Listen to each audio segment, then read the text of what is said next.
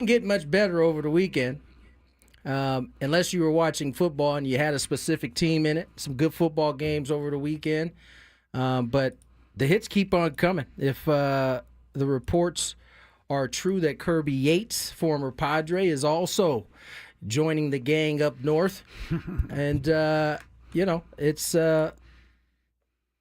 it feels pretty difficult right now, Chris. I can't think of a better way to put things right now in terms of what the Dodgers have been able to acquire since the free agency period opened, and what the Padres haven't done to this point.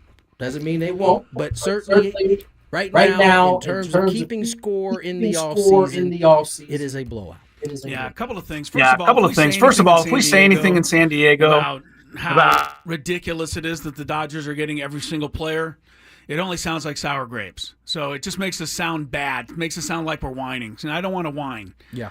So I want to try to come up with some other way to go about this. But I really don't have any great, magic words for it. I mean, there's obviously something's going on in Los Angeles. I don't know what it is. These last couple of moves haven't really been about money. No. Tanner Scott obviously gets a nice big paycheck, but he could have got that in a lot of different places. Kirby Yates could have been a closer somewhere, perhaps, but he's not going to be a closer in Los Angeles. He doesn't seem to care. So what is going on? I mean, what is going on? I don't want to say, is it illegal? Is it legal? People keep talking. I keep reading all this stuff about the Dodgers have created this culture that is so incredible, so welcoming, so fun. Like, what are they doing that, other teams aren't doing other than competing to win maybe and having a better chance to win? But even players like Tanner Scott and Kirby Yates, Sasaki, I'm not going to leave him. I'm going to leave him out of this particular thing. But Yates and Scott, they have to know that going to L.A. is not a guaranteed World Series. That's not how the playoffs work. Yeah. So what is it in L.A., about L.A.? I don't want to take any shots at the city itself, but the traffic is miserable. The smog is horrible. There's nowhere to go. I'll add one thing to you, Chris. Go ahead. They got all these guys to sign in California where the income tax is high. Right. So, I mean... So what's happening? Chris, you pose That's what I'm thinking right now. You pose a terrific That's question. what's worrying me. And Skraby, you're 1,000% right. Is that California, with the exception of the guys who have taken it on, has always been a place where, I could go there, but certainly giving up a lot of money in taxes versus going to play elsewhere in you the go United play in States. Arizona or Florida, it's all good. Don't get me wrong. California's not the only place that has a baseball team that has high taxes. New York follows suit there as well. There are many others. But it's one of the reasons why in the past guys have elected to go elsewhere when it was all said and done. Are the Dodgers handing out lifelong subscriptions? I can't. I know. Like you free get cars? What get, are they getting? You get a life supply of Dodger dogs. That's not worth I it. wouldn't do it. That's what? not worth I've it. heard Dodger dogs are amazing. They're I've never had one, overrated. but They're not. Overrated. Okay, completely. Costco overrated. are better than them. Only person I know who loves Dodger dogs. Dave Marcus.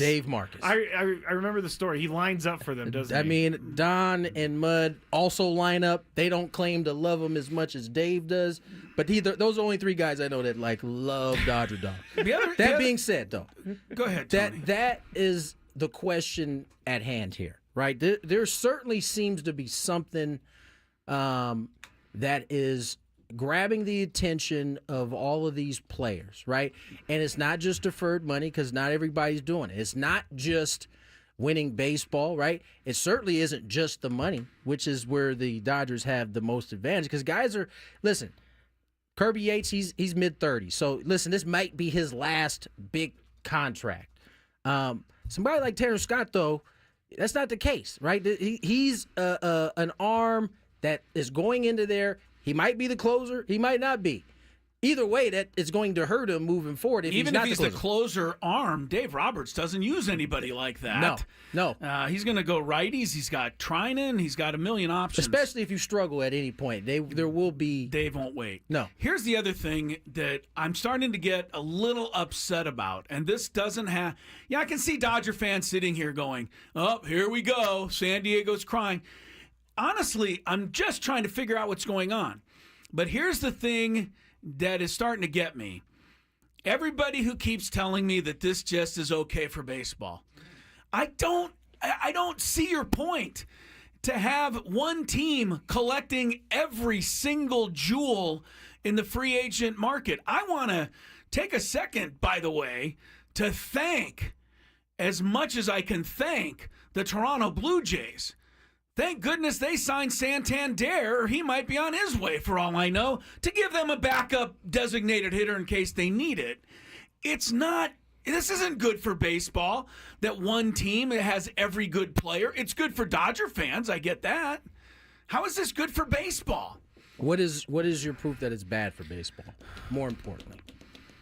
I think, what's my proof that it's bad for baseball? Yes. I have proof. What is your proof, Skraby? My proof is that people who aren't as close to the game as us, all weekend in AA, going out with friends, man, what are the Dodgers doing? It seems like it's a little unfair that they get all these guys. Doesn't that mean that no one else can win? That's not proof, though. That's just proof to me that it's bad for baseball. No, I'm because I'm talking about real proof, not like, oh, somebody in the grocery store said this, and I'm talking about where are the actual things that point to, see, this is bad. People not watching, people not going.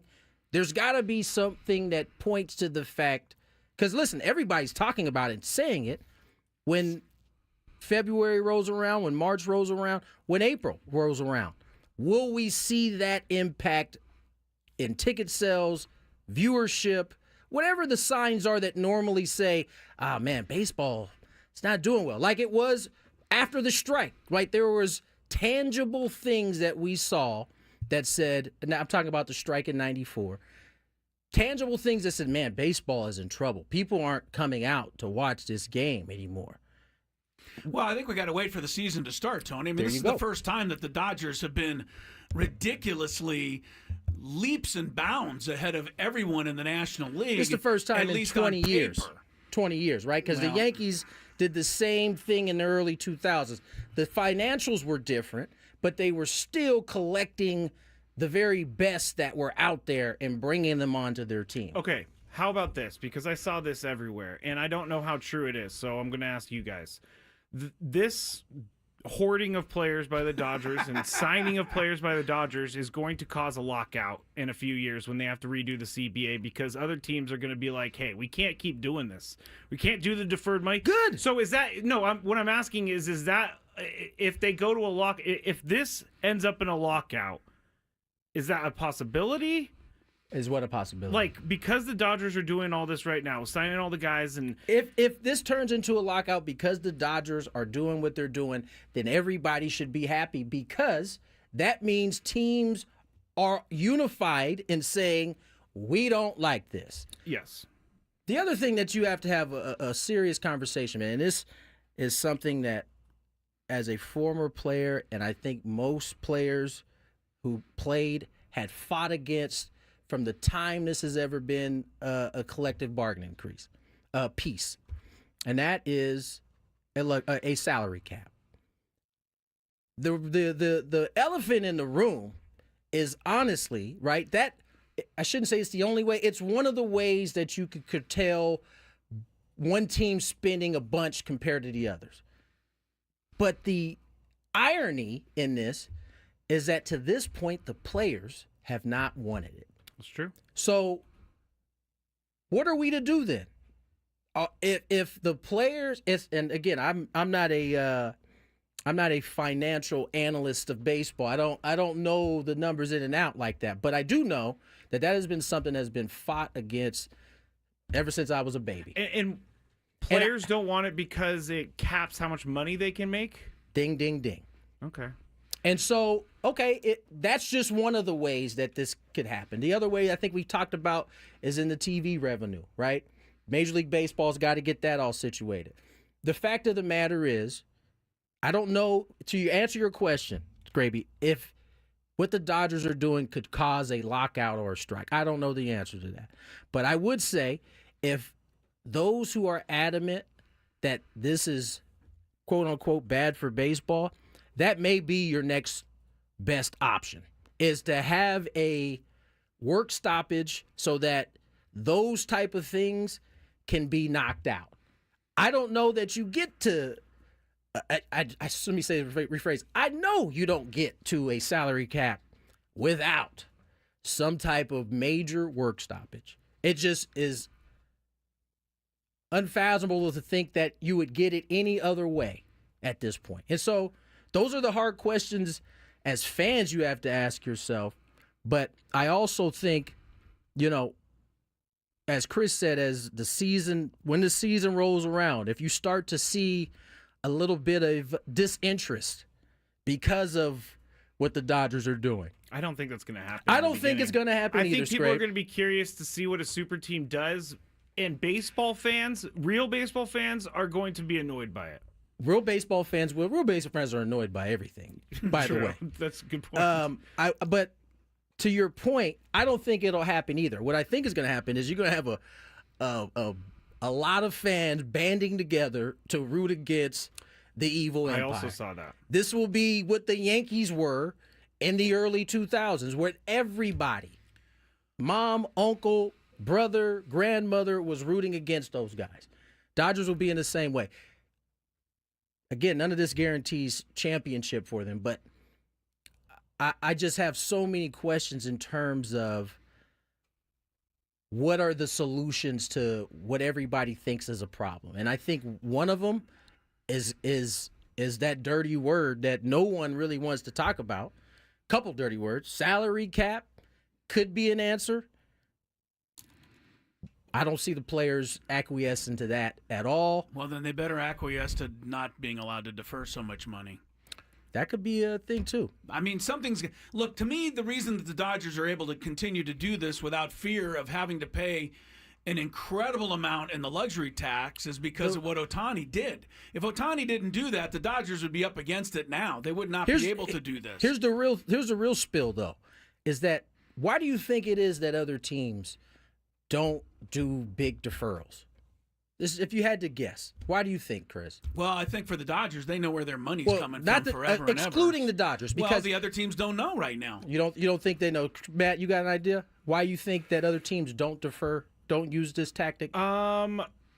Maybe they're afraid of having to pay it down the road. I think it has a lot to do with that, Skrabe. If you want to sell your team and you have deferred money on it, do you think can't sell it? Do you think the next buyer wants to buy that? The reason why the Dodgers are okay because they ain't giving up that team anytime soon. Yeah, I think the deferred money thing is a problem, though. It might be. I mean, I kind of blame all of the owners because they said this was cool. And I also kind of blame the Dodgers for being that team that takes advantage of a loophole. Not a loophole, it's a legal thing, but takes full advantage of it when there was probably some sort of understanding amongst everyone in that room that you're not going to put $680 million on layaway. Well, again, if you don't have any plans of selling your team, that layaway is nothing to you because you are going to, in your mind, you're not selling it. So it doesn't matter if that money's out there because you're going to pay it off. From their standpoint. I mean, it's true. I mean, all of these are great points. You're bringing up awesome points. Unfortunately, I still think in the minds of 90% of people, it's hard. It's not a good look for baseball. It looks like there's one team that's working and trying to win, and the other teams just are powerless to stop it. And I don't think that's a good look for baseball in general.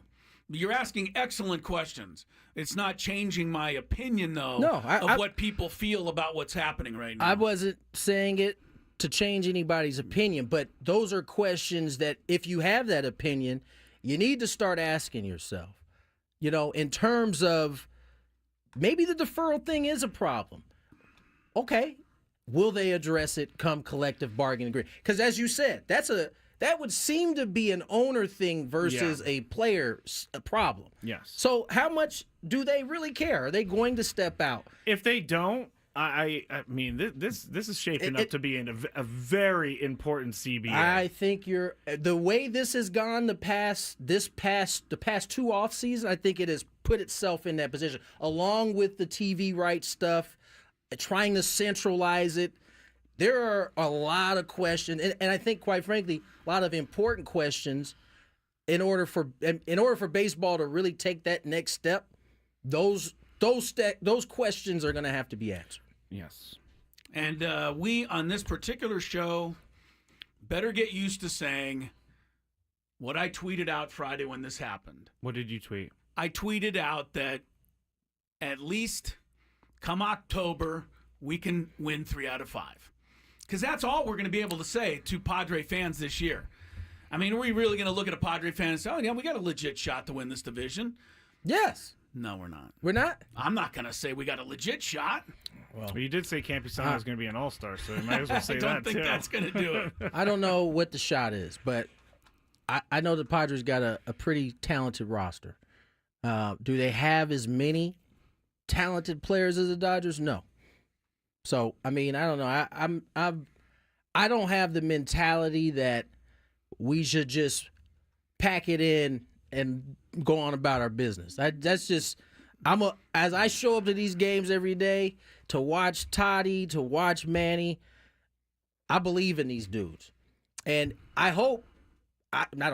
know that they believe in the group that's in there. So I don't disagree with them. They're going to have to win 115 games to beat this team, and that is not a legitimate thing to hope for. The Mariners won 114. Really putting 115 out there? Sure. You know how hard it is to win 115 games? I don't know. If you have a rotation where Clayton Kershaw's the 6th best guy, I think you got a shot at it. This seems very defeatist. Well, it's hard not to feel defeatist. Look, it's hard not really to hard. I think I'm speaking for the attitude of a lot of people, Tony. I am a gamer like you are. You know me. Doesn't feel like it right now. Yeah, No, yeah, because- Chris, not gamer. I'm trying to take the side of what I think a lot of people are feeling, and I think that is defeated. And I feel think that's like you. a really lousy way to have to go into a season. I feel like you, Chris. I do feel like you. You should have heard me when we heard the news on Friday. I started yelling out front runner about Roki, Sasaki, and all those other things. And then Tanner Scott comes down on Sunday morning, and it like broke my brain. No one is saying that you line these teams up on side by side that the Padres have a better roster. Nobody's saying that. But they have a better heart, maybe. I'm not even saying that. I'm just saying you got to go out and you got to play the games. You bring up fair questions. Here's the thing, though. Baseball. Fair question. Baseball put in the luxury tax as a way of trying No luxury to keep, tax, right? for the Dodgers. Is it a luxury tax? No, but baseball basically put in the luxury tax To act somewhat as a to salary act cap. as something that could slow this from happening. Correct. Well, this is happening anyway, so baseball has to try to fix it, and you're I right, agree. it's going to probably cause a work stoppage to do it. I agree. Look, I mean, the only thing that they could do more is up these penalties to the point where it would. And that's the thing is, if they up the penalties, you'd be upping the penalties so that it solely attacks the Dodgers, right? However, if another team gets into, who has less money, they get into a piece of that penalty. Here's the thing. It could cripple them. The whole luxury tax is poorly thought out in the first place. I agree. Here's why. Because somewhere Dick Monfort is celebrating every time the Dodgers go over the luxury tax. 'Cause he's getting Because paid. they have to give him some money. You're right. And he pockets it. This is why the luxury tax is broke. They got to figure something different. It's up to them to do it. I can't help them. Go ahead. I also think that mainstream media is a problem too, because they're acting like this is the greatest thing that's ever been assembled. They're so excited for this. Mainstream media has a job in this. The only mainstream writer that I saw against this was John Heyman, and that to me is weird. Their job is to promote the game in a positive fashion. But this isn't positive for a lot of fans. It's not positive for specifically Padre fans. And my friend from Cincinnati texted me. He was like, "Oh man, Padres fans, it's crazy what the Dodgers are doing. Like in Cincinnati, we never have a shot anyway, so it doesn't matter. But Dodgers are going to win every championship." That's just like the sentiment out there. All right, we need to go to break. We're on a roll. Yes, we are.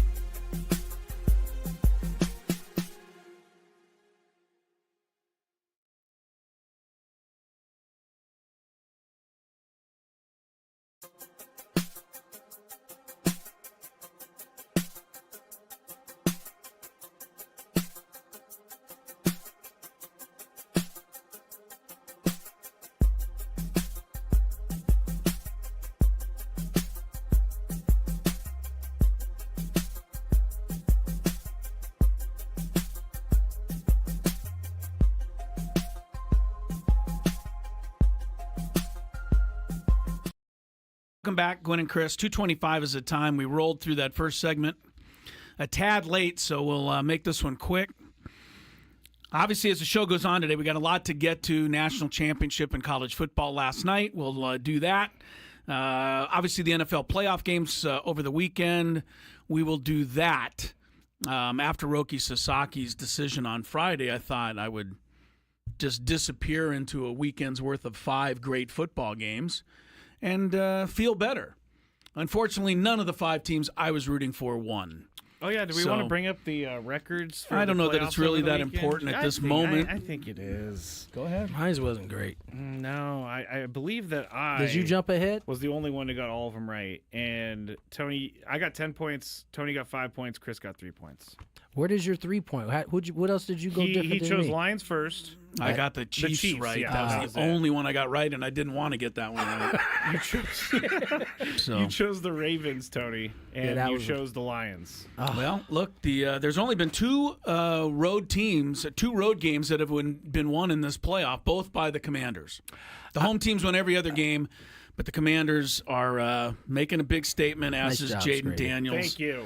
Skraby has been on the Commanders the whole way. We'll see if he stays Since with week that. 12, I've said the Lions are going to lose their first playoff game. That was more like wishing. It was wasn't really spite. like It you was weren't. spite. You weren't saying it like you had evidence. You were just saying, as a 49er fan, I hope these suckers lose. It was all spite, and now you're going to get the Lions coming back probably stronger next year, make it more difficult for you. No, they lost Ben Johnson, which I wouldn't have hired him if I was the Bears because he decides to let Jameson Williams throw a pass in like a critical moment in the game. We'll see what Ben Johnson can do under those circumstances in Chicago, but we'll talk NFL plenty as the show goes along. We do have a Fantabulous Sports Game Show also today, and the usual Gambit, Chris vs. the Fans, Big Five, etc. So, one more big thing that we have coming up in about 10 minutes. Charley Hoffman getting ready to play in the Farmers, which starts tomorrow out at Torrey Pines.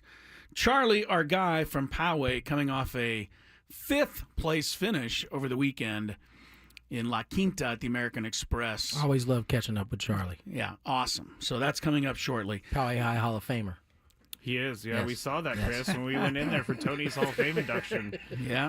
We were like, wow, it's Tony and Charlie, and I'm just me. Judd Bushler. Judd Bush. Judge, yes. I really enjoyed looking through the yearbooks because they had yearbooks in that room going back to like the 60s. It was Man, crazy. I had a beat up fro in my picture. Beat up. The Athletic wrote an article, if you're interested in it. It talks about the final weeks of the chase for Roki Sasaki. And, did he choose the Dodgers because they do a good job with pitchers? Somebody brought this up in the article, and it's something to maybe think about. The Dodgers have generally succeeded getting their homegrown pitching talents to the big leagues, but they don't do a good job of keeping them healthy. Right. So is that something Roki Sasaki should have thought through? Or does the fact that just about every arm the Dodgers have had in the last 5 years has gone down with injury mean anything to him? I don't know. It's a good question. I don't know. I mean, clearly that specific piece wasn't enough to get him not to sign. Evidently not, yeah. I think, as for as much as we hate the team up north, they do a lot of things well, aside from having a lot of money. How many times have they got somebody who seemingly was done, toast, and then they become a good player there? Even if it doesn't last, they get them to be good for however long they need them to be good. They move on, it might change. But that has been the case, at least on the offensive side. But I think, for all of the things they do well in terms of the pitching side, there's no doubt that they have had some blown up elbows, whether it's Bueller, whether it's May, whether it's Gonsolin, whether it's Glass. Now, I know he had issues before he came over, but he continued to have him. Yamamoto had him last year as well. Yeah, there isn't a guy on the team. Kershaw's had some problems. He's getting older, but it's been kind of everybody. Back from what, his second Tommy John? Trinan. Right on down the line, almost every Dodger's been hurt over the last 3 years. That's one of the reasons why they keep stockpiling more players to replace all the guys that are hurt. Anyway, just something to think about. We should talk about that article, though, because it's very, at some point, it's very interesting how they went about this. Pretty much Roki Sasaki was a Dodger spy and trying to get all state secrets from every single team and then bring them back to the Dodgers. That's what you got from the article, that he was I texted you yesterday. Yeah, he asked everyone, hey, I lost velocity last year. How are you going to fix me? And then one of the referenced executives in the article goes, this is like to a point of proprietary information. Yeah, they didn't you can't just get my information and then go take it back to the Dodgers. We all know what happened here. Our team's going to follow through with the notion that this was all set up a year ago.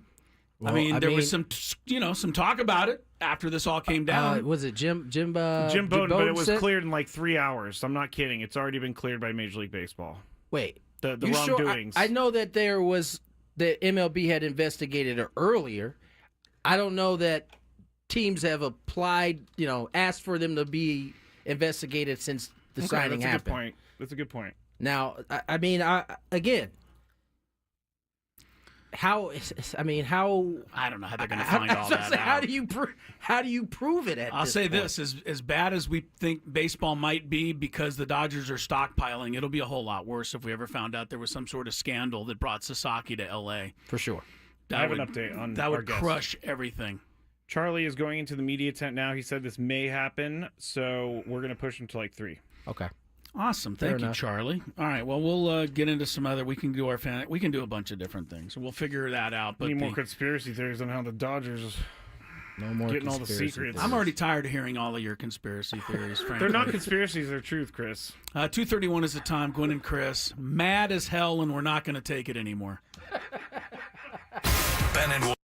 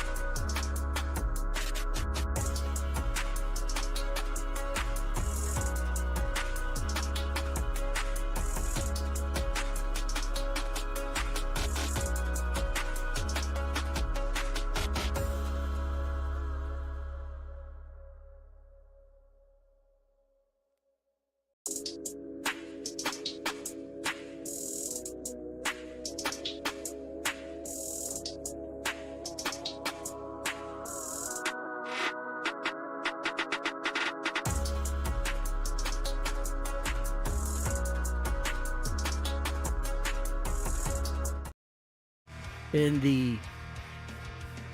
It's not even. Quite frankly, it's not even Padre talk at this point. Hate to say it. It ain't really got nothing to do with the Padres.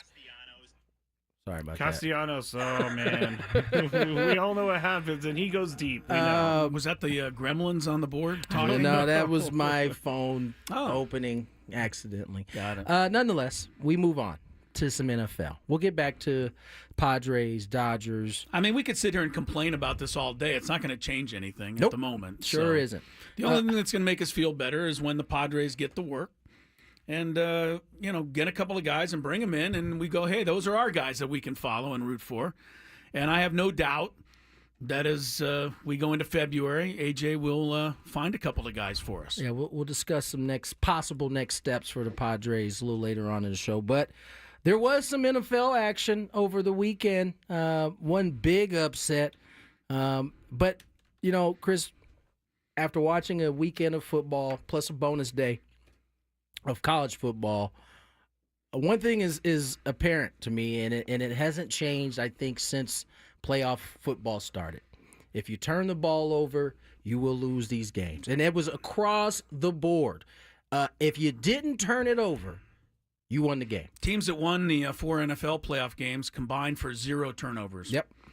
The Chiefs have not committed a turnover in 8 games. Not a single turnover in 8 games. It's tough to beat a team that doesn't beat themselves. Yeah. And that's what the Lions, arguably the best team going into the playoffs, had 5 of them. Yeah. You can't, I don't know anybody's ever won a game with 5-0 in turnovers. 5. And that's not to take anything away. Jaden Daniels is all that. Phenomenal. I mean, he looked amazing. He made every right decision. He played with poise. His accuracy is as good as Tua's. But he's just better poised than Tua. That's the key word when you're talking about him is poise. Doesn't get any happy feet.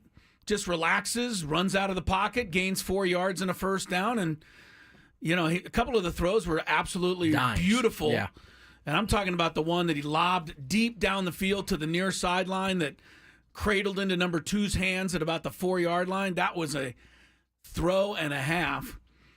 And the Commanders were just way better than the Lions. It seemed like they could have played that game for 3 days and the Lions never would have caught up to them because the Lions were never going to stop them. The poise thing stands out to me because not necessarily because how Jaden Daniels looked, but how the Lions looked when they fell behind. They seemed like they lost poise, where they had really been the team that, you can make the argument was the most poised throughout the season. When they got behind and they turned that ball over, it just seemed like everything sped up on them. And they just were never able to close the gap. As you said, listen, they came in with a depleted defense. I think it was like 9 players It hurt. looked like it. But it did. It really did. It looked like the Commanders found matchups that they were going to exploit all game long, and they did. And kudos to Jaden Daniels for being such a poised quarterback at such a young age. He was impressive. People are saying that he might be the best rookie quarterback of all time. I've heard that multiple times now. And, he's gonna be able to claim that honor for good if he gets to the Super Bowl because no rookie quarterback's ever started a Super Bowl. No. So, I mean, he's doing some things. And, the Lions were pretty powerless to stop it. Yeah. So that was kind of weird. I thought that I'm saving the best for last because I think the Chiefs are the most annoying story of them all. But the Eagles, Barkley, and when I think about that game, I think about the Rams going home and watching a review streaming of HBO's Hard Knocks from last summer and the stupid giant GM saying that Barkley could just go to the Eagles and it's not going to matter because that has ruined it for everybody to go to the Super Bowl in the NFC. That Joe Shane, right? Is that his name? Skraby? Yep. I just can't get over it every time I see Barkley break into the clear and run 60 yards for a touchdown. I hope that guy sitting there going, we don't need him that bad. I hope the young man that immediately questioned that, I don't know what his name was, but he was sitting in the corner. He was sitting in the corner of that long chair chair they had. And he was like, I don't know, man. This doesn't seem like the right. Is there anybody better than him out there? And it just seemed like Joe was just not interested in having that conversation. They moved on pretty quickly. I have made some pretty terrible fantasy football decisions in my life. I can't even imagine a real life decision watching him in the playoffs. I don't even know if I could watch. I don't know how it could be any worse than that. It seems like it's the worst possible scenario. It's the worst possible scenario. Like for the you. only thing that can only get worse from here at this point, right? He goes on to win a Super Bowl. That's the ultimate checkmate. Ugh. Now he won't. At this point, it doesn't seem like Joe is too concerned about it. He's still employed. He's still employed. So, there's that. Yeah, they re-upped him. And did a hell of a good job this year. Dable re-up too. Yeah, I don't get it. Baltimore-Buffalo game was almost as advertised. I mean, if Andrews catches the ball and we go to overtime, then we got ourselves what we expected. But what we didn't expect is that Lamar Jackson would throw a really bad pick. And I don't know how he fumbled that ball. I guess he thought he had a grip on it. Ended up tossing it on the ground when Damar Hamlin spun him around. Those were the key plays until Andrews took over the debacle in the fourth quarter. I appreciate the Ravens for saying it wasn't Andrews' fault, but it really was. I mean, I don't know how else you can say it any other way. Yeah, I mean, what else can you say? The guy catches the ball, it's overtime. It's a whole different thing. Again, I think turnovers ultimately rules, yeah. And as even though they were early in the game and Lamar was able to kind of revive himself a little bit. Those still mattered because they scored on each of those two turnovers. We had a field goal and a touchdown. Now, granted, he marched him down the field. Andrews gets the ball punched out. Yeah. That obviously cost him. He marches him down the field, gets him a touchdown. Andrews, man, I feel bad for him. I do too. This is a guy who has stood in front of the media every step of the way. This isn't the first time something like this has happened to him. Maybe it's the first time in the playoffs. But I do think how much it hurts because we haven't heard from him at all since. Remember the beginning of the season when he wasn't catching any passes and he stood in there and said, well, maybe I'm not getting open. Yeah. He didn't complain. No, he didn't. At all. The other thing about Andrews, he's if you watched the Hard Knocks last week, talked a lot about his type 1 diabetes that he is constantly monitoring, has to monitor every time he goes to the bench between an offensive and defensive series. This guy is a beacon of hope for a lot of young people that struggle, and not just young people, older people that struggle with type 1 diabetes. So Mark Andrews is class in every way, but this one hurt. A tough one. No, it was tough. It was tough to see him. On the flip side, I think the Buffalo Bills did what the Ravens should have been doing in the first half. Running the football. Now, Ravens figured it out in the second half. But at that point, it was kind of late. They were running from behind. If you would have done that, and listen, I get it. They were stopping the run. Buffalo was certainly hyped. They had heard the noise about them being too small, not being able to hold up. They were ready. But the thing about having a Derrick Henry in your backfield is that attrition starts to show up if you keep giving him the ball. And it doesn't show up on your end. And you saw that in the second half when he was gutting them for 8, 9, 10, 15-yard gashes. But just imagine if you had been doing that earlier in the game. You probably don't have the 2 turnovers from Lamar Jackson at that point because you are running the ball. And I just thought, although they get it right in the second half, those are the type of games, and that's the type of team you're up against where you got to do it from start to finish. And I thought that's what you saw Buffalo do from start to finish. I mean, stuck with it. Josh Allen threw the ball 7 times in the first half. It was incredible. I mean, you never would have imagined Josh Allen doing that. Did he ever get over 100 yards? Maybe I think barely he did. At the he end barely of the game. got over 100 yards. But that is winning football in those conditions. You mentioned Lamar putting that. The ball was slippery to everybody. I mean, we saw that through the Philly game. We saw snow and in that weather is not conducive for ball security. True. Yeah. I was. But when he put that ball down, that was a big one. Anyway, good for Buffalo. Now they get Kansas City. And here's the thing about the Kansas City game: Houston became the first team in NFL history to outgain their opponent by over 100 yards in a playoff, have no turnovers, and still lose. And there were 2 reasons for it. One, which you can't overlook entirely. You complain all you want, but their special teams were the worst I've ever seen. The kicker had an awful game. Kaimi Fairbairn. Yeah, I mean, it was awful, right? He missed a field goal, he missed an extra point, and he had one blocked. Did he kick one out of bounds, too? Kicked one out. And he gave up a 63-yard kickoff on the opener. You got players pushing coaches. And yeah, their special teams were terrible. But what everybody's talking about after the game was the calls against Patrick Mahomes. And Troy Aikman was leading the charge right there on the broadcast, basically saying that those two calls were terrible. And I even if you're the biggest Chief fan of all time, you have to feel a little bit lucky to get those calls. And they were big because one set up a field goal, one set up a touchdown.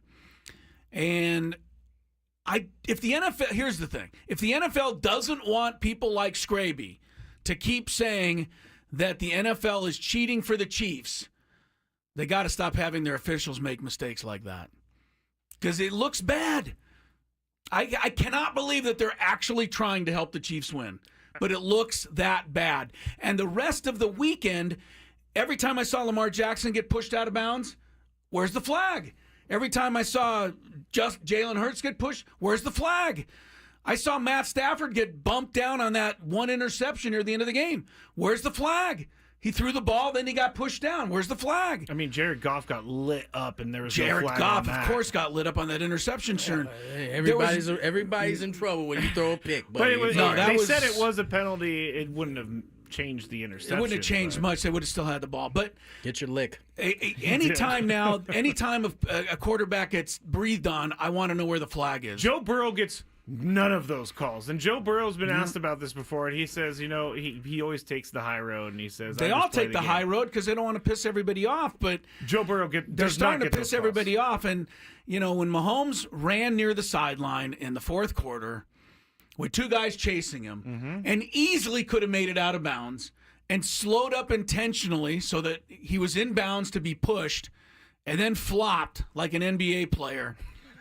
To me, that's 15 yards of unsportsmanlike conduct on Mahomes. He did look like Vlade Divac out We're there. making up flags now. I am. I got to do something. Okay, can I say this? Yes, you get in there because I Can I don't say think this? you agree with me. on It's all not this. that I disagree. I think two things can be true. I think Patrick Mahomes is certainly playing to the rules and trying to incite flags. But I also have seen this before. And I remember the same exact conversation when Tom Brady and the Patriots were running amok and winning and seemingly getting all kinds of ridiculous calls. And I'm not just talking about the tuck rule call. I'm talking about seemingly all the calls went in their favor. Typically, what I've learned in the NFL is that good teams tend to get these calls. More importantly, specific quarterbacks tend to get these calls. Now, Tom was never fleet-footed enough to get to a sideline and really play into it. But he certainly was the beneficiary of a lot of calls that went his way, as was his team. Now, here to your other point. If the NFL, more important, let me ask you this. Do you think the NFL is actually concerned that these cheating conspiracies are going to drive people away from their game? No, nothing's going to drive anybody away from their game. It doesn't mean it's right. Doesn't mean it's great when I'm going through Twitter after the Chief game, and I mean, not really. Not one. That's your. It is on Twitter? this one. It is on this one. I didn't see one person Welcome anywhere to who the thought club, it was Chris. legit what happened in that game. Yeah, I didn't see many people, and then the NFL stood by it as well. I mean, Troy Aikman said it all for me. If Troy Aikman is on the broadcast saying that something has to change, then I think that we should pay attention to it because it's not fair for the defenders. I just think this hubbub about everybody feeling like the league is cheating the Chiefs is a tad bit overblown. Because although on Twitter that might be the case, it's not going to stop those same people from tuning in, buying a ticket, or whatever it may be. They're going to be watching this next Sunday as the Chiefs get ready to play this game. You're right, but I think the problem is when you look at the penalties called and everything, you see that maybe the Chiefs are even penalized more than other teams. It's these plays that extend drives that allow them to go down and score a touchdown when it should be a punt. And that's demoralizing. And D'Amico Ryans even said it was us against everybody. Will Anderson said it was us against the refs. Yeah, I mean, it's always the losing team having these things to say every single time. You're right about that, Tony. Here's a couple of things about Mahomes, because I really love this guy as a player. But that play on the sideline ticked me off, number one. Number two, does anybody remember the game about a year and a half ago against Buffalo, where at the end of the game, they totally screwed up a call and called the guy in illegal motion when he wasn't. And no, then on is this the Kadarius Toney? Yes, and then Kelsey flipped the ball back and for a lateral. They scored. They would have won the game. And that was one that totally went against the Chiefs, cost them the game. And how did Patrick Mahomes react to it after the game? He went racing after. He went racing after the official on the field after the game, throwing his hands up, screaming in bloody murder. Look, Patrick, if you're going to benefit from close calls, then take it when they go against you. I really want to like this guy, but there's a couple of things that are happening here that are starting to make me question my love for him. Sorry. Are you going to name? Oh, I thought you were No, I just named him. Oh. That, whining after they lost, and his play on the sideline was brutal the other day. The guy pushed him, and he flopped. Embarrassing for a guy of his talent. I mean, I'm with you, Chris. I know you are, but I'm not trying to get Tony. I'm just trying to throw it out there. I think it's illogical for you to ask a player to not complain about a call that he disagrees with, but also not to try to take advantage of the rules that are being out there. That's literally what all of these guys do. Patrick Mahomes does it more than others. I don't know that those are the rules, though, Tony. I mean, when you're scrambling and then you see two guys get near you and you drop to the ground, sack of potatoes. At the end, you're not sliding feet first, what you're supposed to do. And furthermore, those guys didn't even touch him. They hit each other. So then the referees called it wrong. Yes, they did. So that should be who the argument is. The refs got to get the call right. Well, that's what I said. If the NFL wants us to stop thinking that they're cheating for the Chiefs, they better start getting some calls right. We gotta go. Ridiculous. Hey, it's been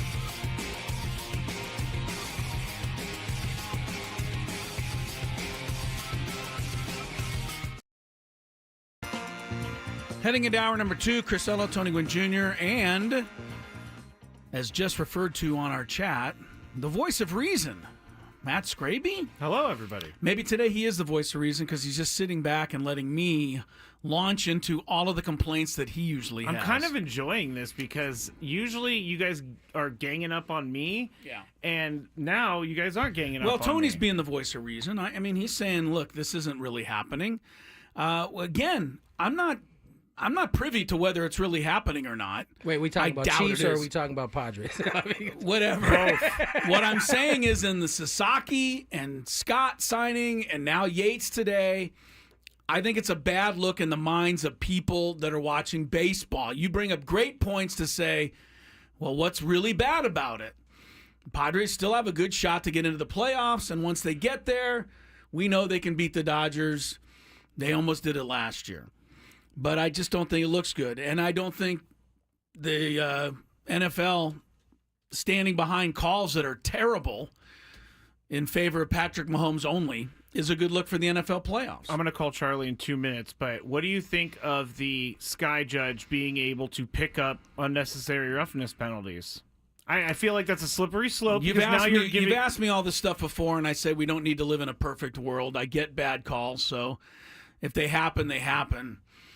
I honestly, the Patrick Mahomes thing upset me to the point where I couldn't enjoy the rest of the games. Because every time a quarterback got touched, I was waiting for a flag and I was complaining. I don't like to do that. Well, you got to keep your NFL watching, and when you're watching the Chiefs, you can be angry, but the other teams don't. Well, have it the didn't same help benefit. that, like I said, I didn't lose a game win a game the entire weekend. There was definitely a bunch of plays after that game where a quarterback was getting hit late, seemingly, or out of bounds, and no flag. So I'm not saying that your eyes are deceiving you. I'm just saying that, a lot of times, at least in my experience, these teams, some quarterbacks get a little more leeway, a little more careful eye look than others. When the Dolphins, and then we'll get to Charlie here, when the Dolphins went undefeated, and it's way back when, Don Shula was on the rules committee at that time. And people used to complain that because he was on the rules committee, they never called a penalty against the Dolphins. So it's as old as the game is old. Right? It's been happening forever where favorite teams seem to get calls. 49ers got them all in the 90s. Skraby, you weren't around to see it, but it was sickening. Yep. It was sickening, I tell you. All right, Charley Hoffman is our guy. And he's getting ready to play in the Farmers Insurance Open, coming off a good weekend, an exciting weekend up there in La Quinta. Charley Hoffman, good to catch up with you again, sir. How are you? Thanks for having me on. It's always a pleasure. Well, we love talking with you. And, my eyes lit up this weekend when here's how I discovered you were at the top of the leaderboard on Friday. Somebody tweeted out the poor guy getting a 13 on the 16th hole. And as he was getting that, they put the leaderboard up in the corner of the screen. And I went, Charlie's on top. And I immediately went to, the internet, and I said, I got to watch this tournament now.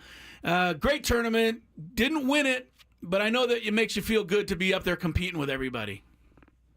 Yeah. That last week was, you sure get lost in obviously the NFL playoffs. Everybody in America's watching that, but we're a little sideshow. But I was able to put in a show for the first few rounds, and had a chance coming down the back nine, played good on the front nine on Sunday, and unfortunately, Sepp Straka was a lot to handle. He forced my hand on about the 13th hole, and I had to try to be aggressive. I sunk a couple in the water and sort of my hopes fizzled away. But it was fun to be in the mix again. Obviously, a tournament I won back in 2007, my first win on tour, and it's a tournament that means a ton to me, just over the hill in the desert. But it's great to get the juices flowing again. 2025 and 48 years old and competing against 20-something-year-olds. It's a dream come true. Each and every year I get to play out here, and it's a ton of fun.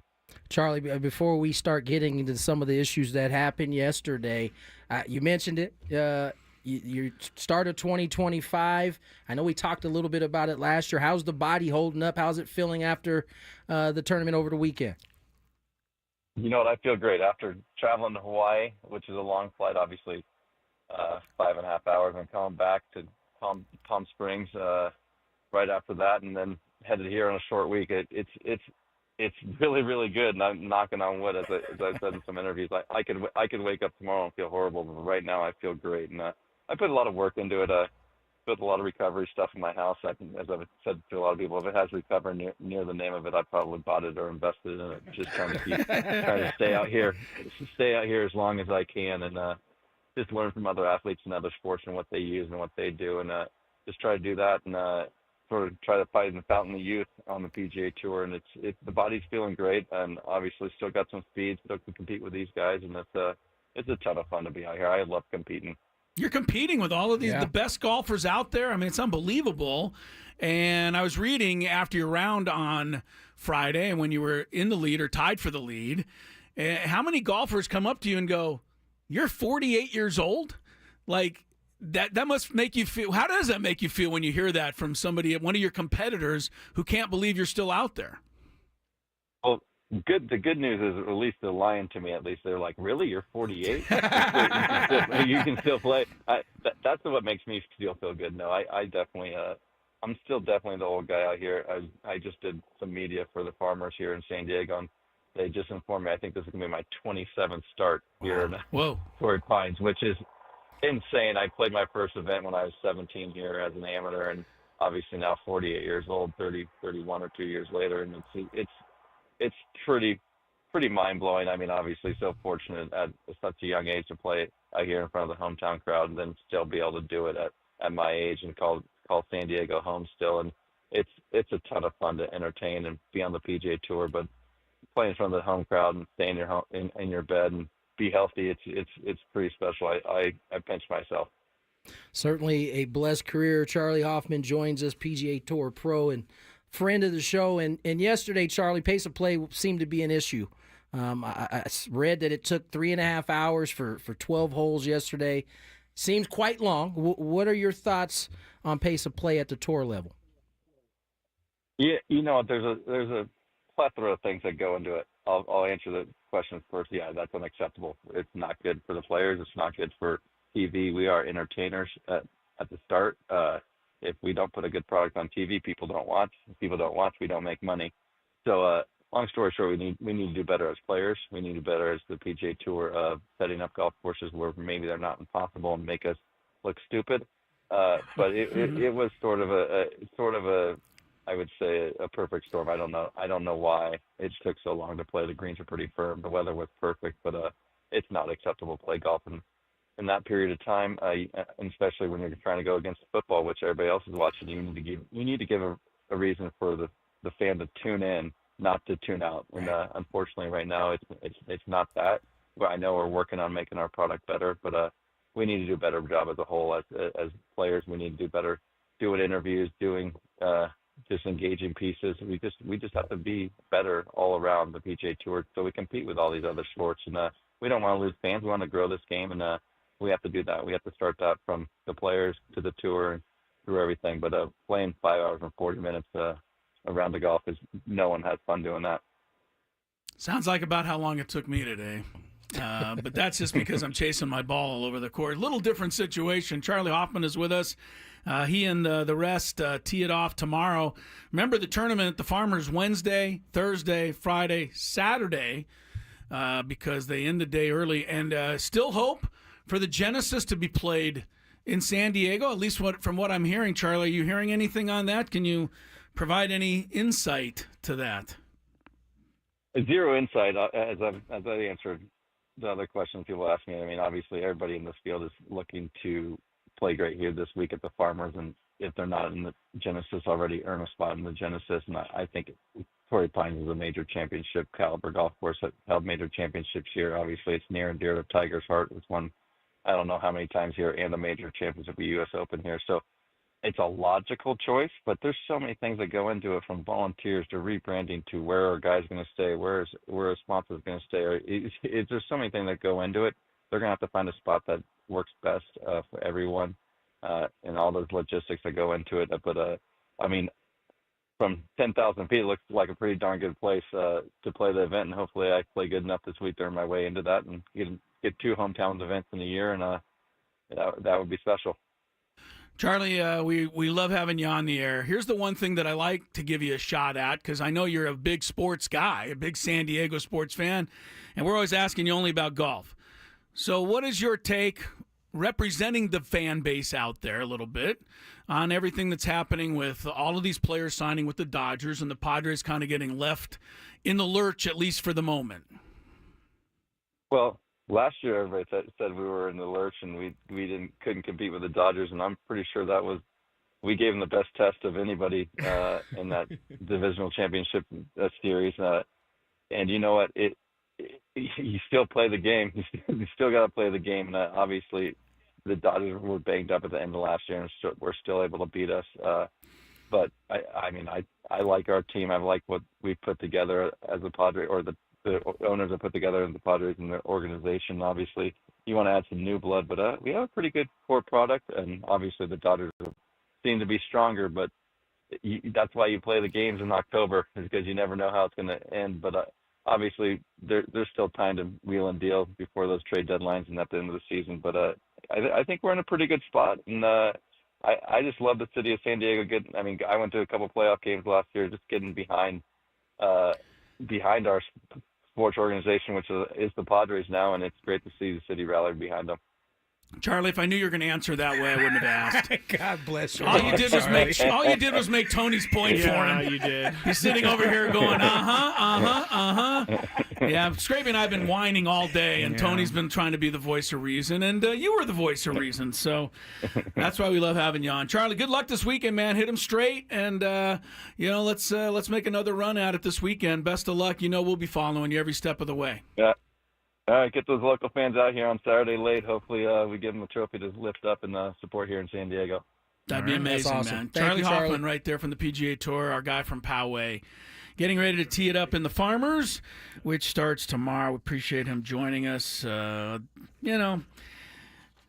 Voice of reason wins out again. Well, spoken like a true I swear professional athlete. I swear I didn't talk to No, Charlie he didn't. before that happened. And I wish, I got to take this down, but I wish everybody could see Tony's face when, Oh, I yeah, had the he was so graphic up. happy. Oh, Tony's my like God.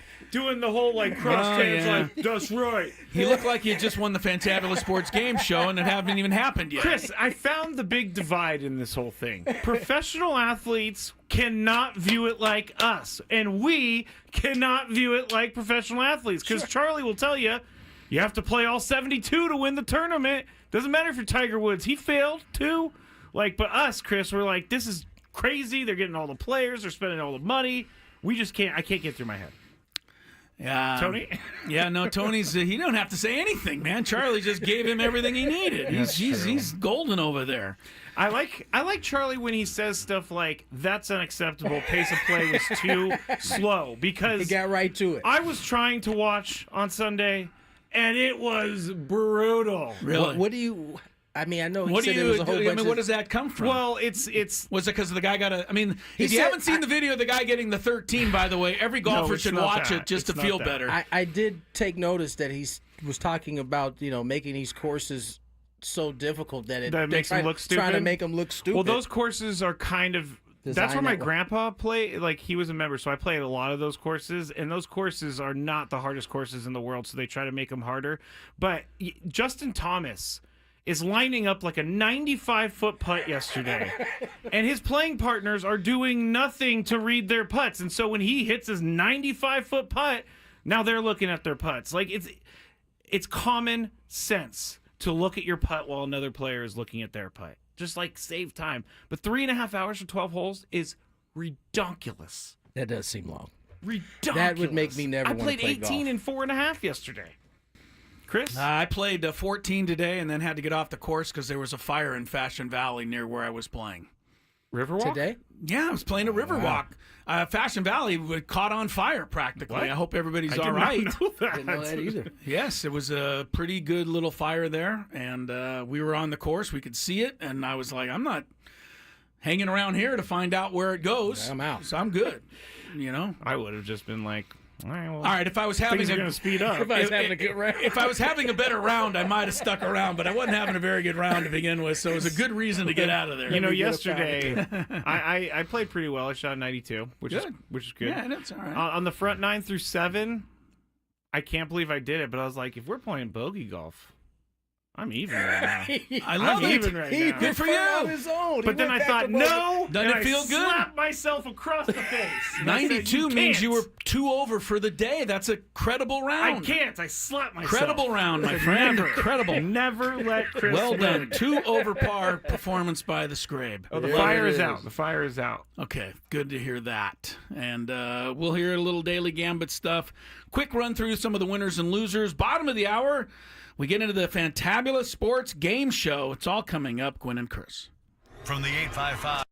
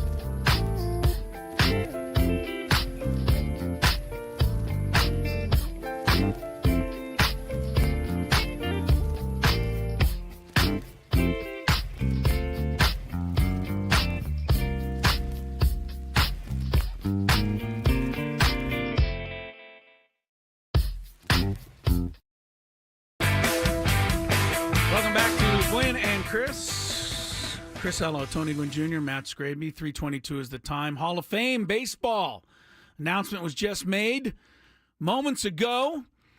Ichiro, everybody expected that. His first year of eligibility is indeed a Hall of Famer. He is joined by CC Sabathia, Tony's good friend.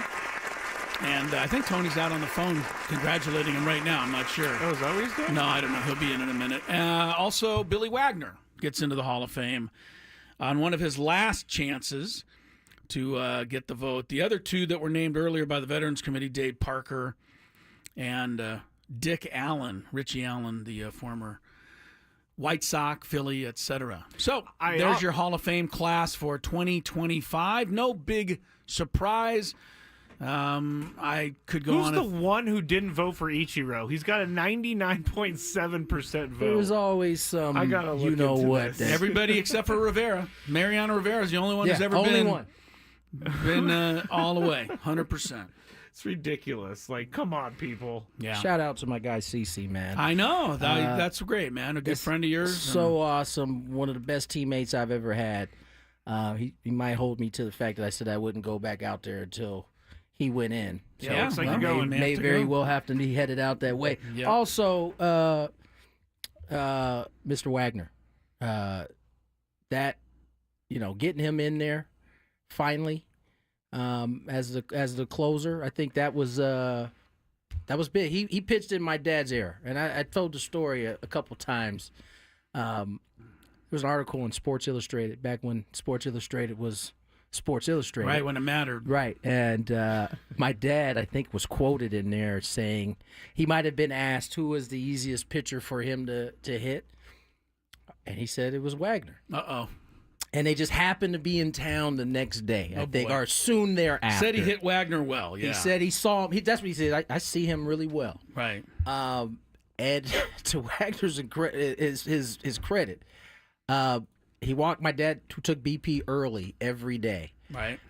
He waited around. My dad was taking hit BP, and this, mind you, I'm probably 14, 15. So I'm standing there with my dad as this conversation unfolds. Bobby Wagner, he said, "See, I got to ask you, man. I was a little upset by it. What did you mean by you hit me well?" And my dad said, the reporter asked me, what pitchers do I see well? Your name came up, and I said that I saw you well. As simple as that. And he said, "Oh, okay. I'm glad I came over and asked you, because I was just gonna get on the mound and hit you." Say, hey, how about seeing this? Yeah. So he gets it on, and this was his last attempt at it, right? I mean, Right. Yeah, I know. One of probably his most important save of his career came on this last entry, and he gets in. So good for him. This is a good class. This is when you think about it, this is a really good class. I mean, Ichiro, one of the best hitters ever. CZ, one of the best left-handers we've seen. And then obviously Billy Wagner put together some of the best closing seasons we've seen. All three get in. And they're all good guys. All good Wagner guys. was on the show with me 100 years ago, and I really was a fan. Man, But 100 years ago. What you might not know about Billy Wagner is he was originally right-handed. He broke his arm in a way that forced him to have to learn how to pitch at 9 or 10 years old. What? Learn how to pitch left-handed, and here's the end result. That's I don't care how talented you are. That is your body just doesn't allow for that to happen. 9 is not a that's not a normal. No. I mean, that's a you're a ways, you're gone a long time before having to switch arms to throw. Yeah. I mean, which arm is your dominant arm. How I know I'm getting old, guys, is when guys that I've watched come into baseball and leave baseball, or come into the NFL and leave the NFL, getting into the Hall of Fame. That makes me feel old. By the way, the only 7 pure relief pitchers in the Hall of Fame before today: Goose Gossage, Hoyt Wilhelm, Raleigh Fingers, Bruce Sutter, Lee Smith, Trevor, Mariano Rivera, Dennis Eckersley, John Smoltz also got in, but they were also starters. Do you know what those guys all have in common, Tony Gwynn Jr.? What's that? They're all right-handed. Billy Wagner is the first ever in the history of the game left-handed reliever to make it into Cooperstown. Wow. Not bad. That is pretty good. There ain't that many of them, and there certainly isn't that many elite. Do you think Aroldis Chapman will be around to make it one day? He's a lefty. He certainly has had some longevity. I mean, that's when you are a reliever. That's a lot of what it boils down to. Can you get it done for a long time? Can you get it done? Because the numbers don't pop unless you've been out there for a long time. It's already hard enough getting in as a reliever anyway. Yeah. So you better have some longevity, because every one of those guys you just ran off there all had long careers of being really, really good. Well, Billy Wagner is out of the Hall of Really, Really Good, and he's into the Hall of Fame. 2 lefties went in. Sabathia also, as you know, left-handed.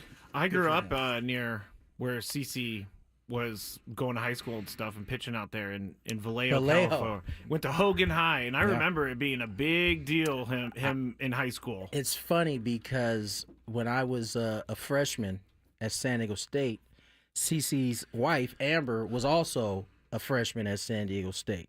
And so a lot of the guys that I knew from the football team all grew up in the Bay Area. So they all knew. So the only thing they knew about baseball really was CC Sabathia up there. So I've been hearing about CC for a very long time before I actually became a pro myself and ended up being his teammate. But he's got some legend around him in terms of what he did in high school, for sure. Yeah, he was definitely legendary, for sure. Karsten. That's right. Karsten Charles.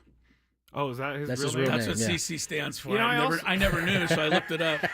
I also appreciate how he's been very open about his struggles with alcohol, Yeah. because I can't imagine being like as good at at baseball as he is, and then drinking and just being on a pitcher's schedule. That is very dangerous for someone. There's a lot of downtime. He's talked about it at length, and I actually, in some ways it makes me sad that I didn't recognize it. But I mean, when he got traded to Brewers, he would pretty much drink, not in front of anybody. None of us ever saw it, but he would drink up until the day before his start.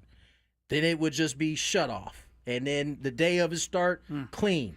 Soon as that start ended, back on it. His mind's already on that. Right, drink. 100%.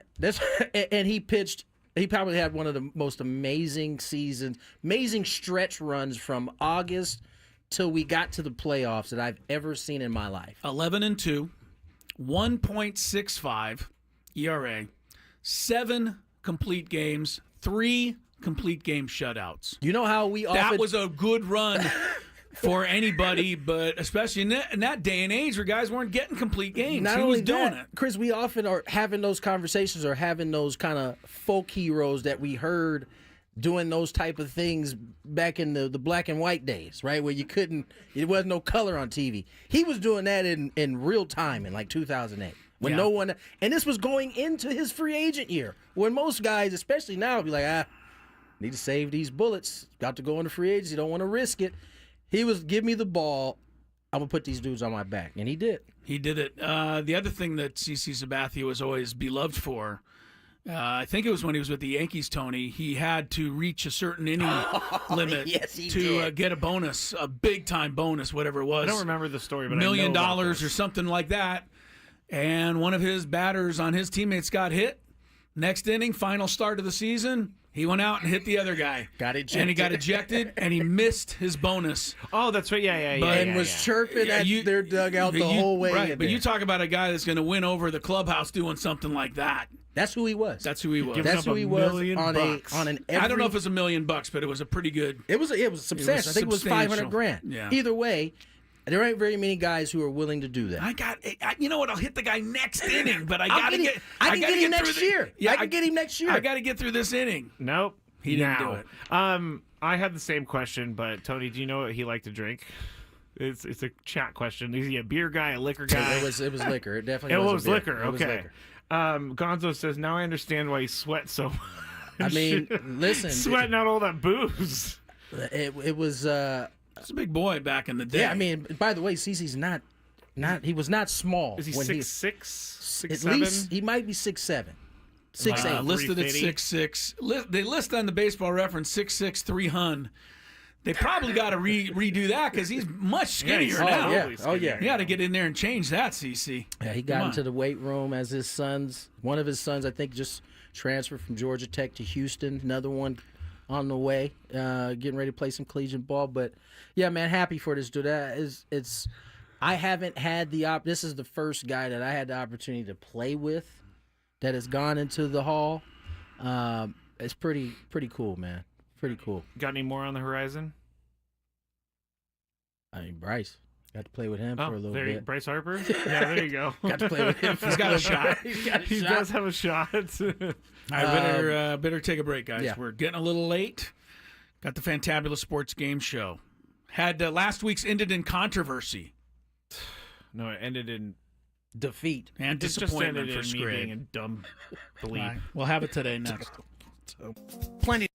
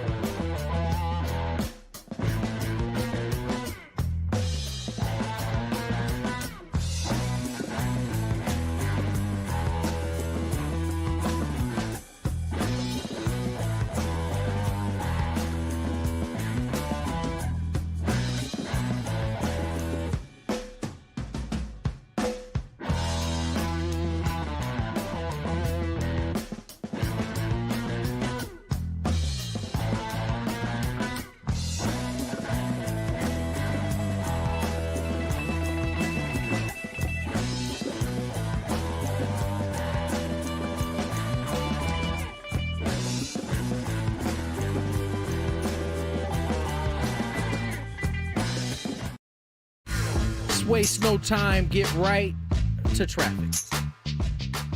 From the 855 Get Ross Traffic Center, protecting San Diego after accidents or injury, here's Kelly Danick.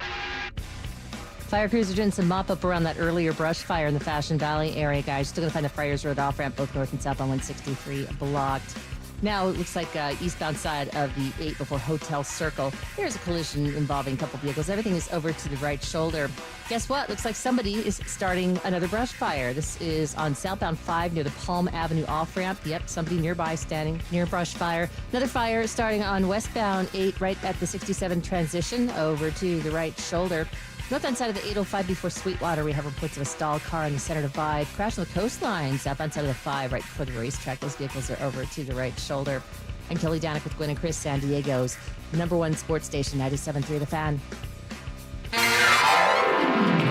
Hey, all you beautiful people out there, it's time to play one of our favorite games of the week. All right! We like to call it... Ooh, I'm gonna go. Chris's Fantabulous Sports Game Show! And it starts right now on 97.3 The Fan. All right, you can play along out there with the guys.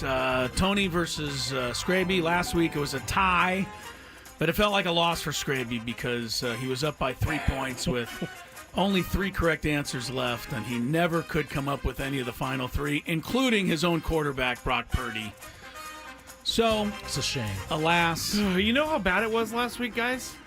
Even our boss, Michael, came to make fun of me because I forgot about Went out it. of his way. He did. He went out of his He way. found you to That's make how fun of you. bad the loss was last week.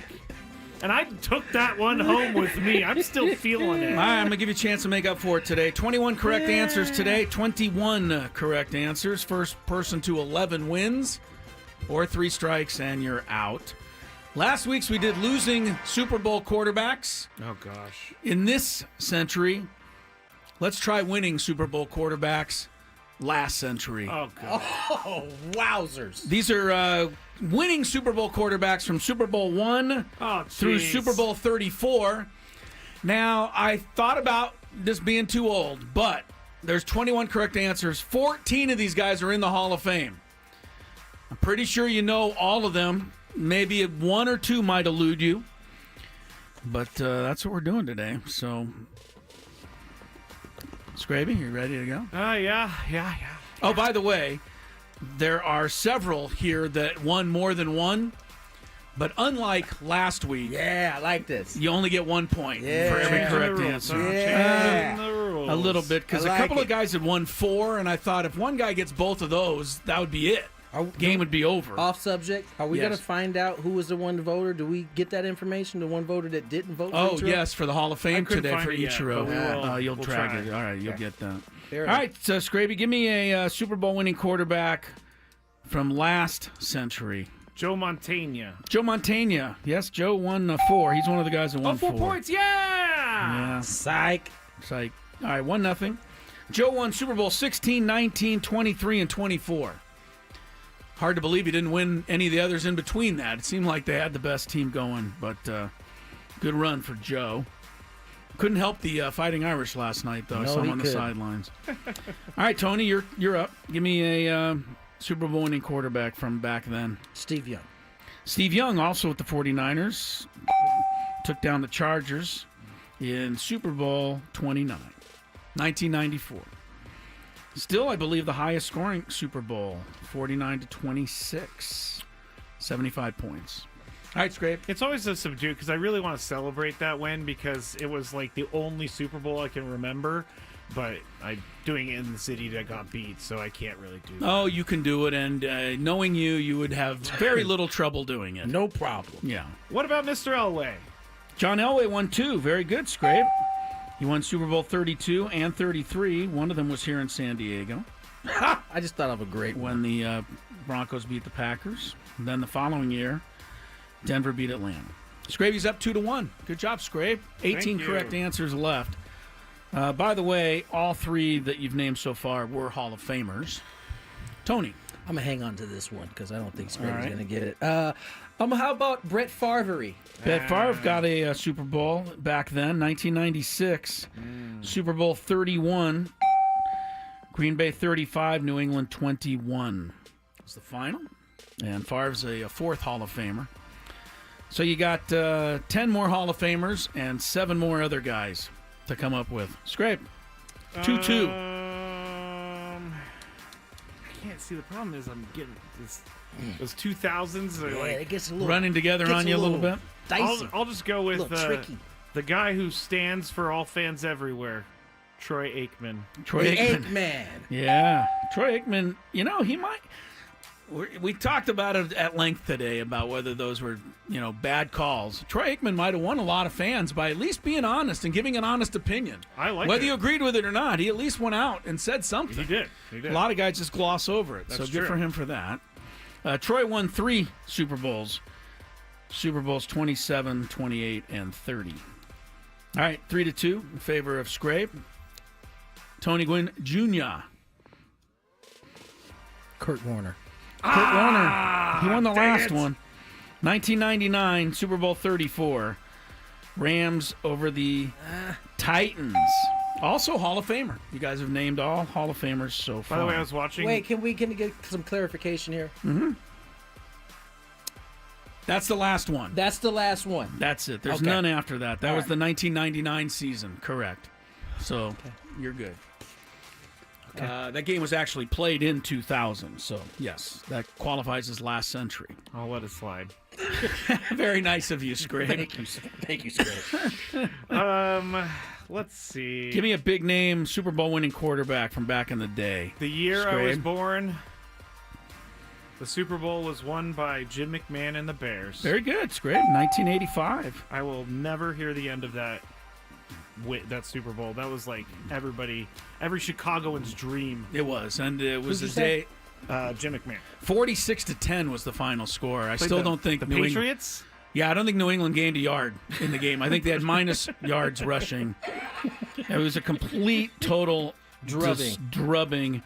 And the Bears, that's what they did all season for all but one game. McMahon is the first non-Hall of Famer you have named correctly. Good job, Scrape. 4-3. All right, T. How about the Super Bowl that was here? Doug Williams. Doug Williams, very good, yeah. 1987. I didn't know that one, but I Yeah. knew that was going to be selected. That was the famous year where a reporter asked Doug Williams how long have you been a black quarterback? Still maybe the worst question ever asked an athlete in the history of questions. Do you think, right after it came out of his mouth, he was like, I hope so. I really hope so too. Yeah, that was not That good. was bad. you've been a black quarterback? I don't even know how you recover from that. I mean, to me, you've got to pack up your gear and just leave. The only Don't At that even point. stay for him to answer. No, you got to I just gotta leave. go. The only thing that benefits that person is that there wasn't social media No, at the he would time. have been. Oh, yeah. Oh, Oh, no kidding. man, Yeah. he would have had to go in We don't hiding. know their name because of that. Yeah. That person would be everywhere. Wowzer.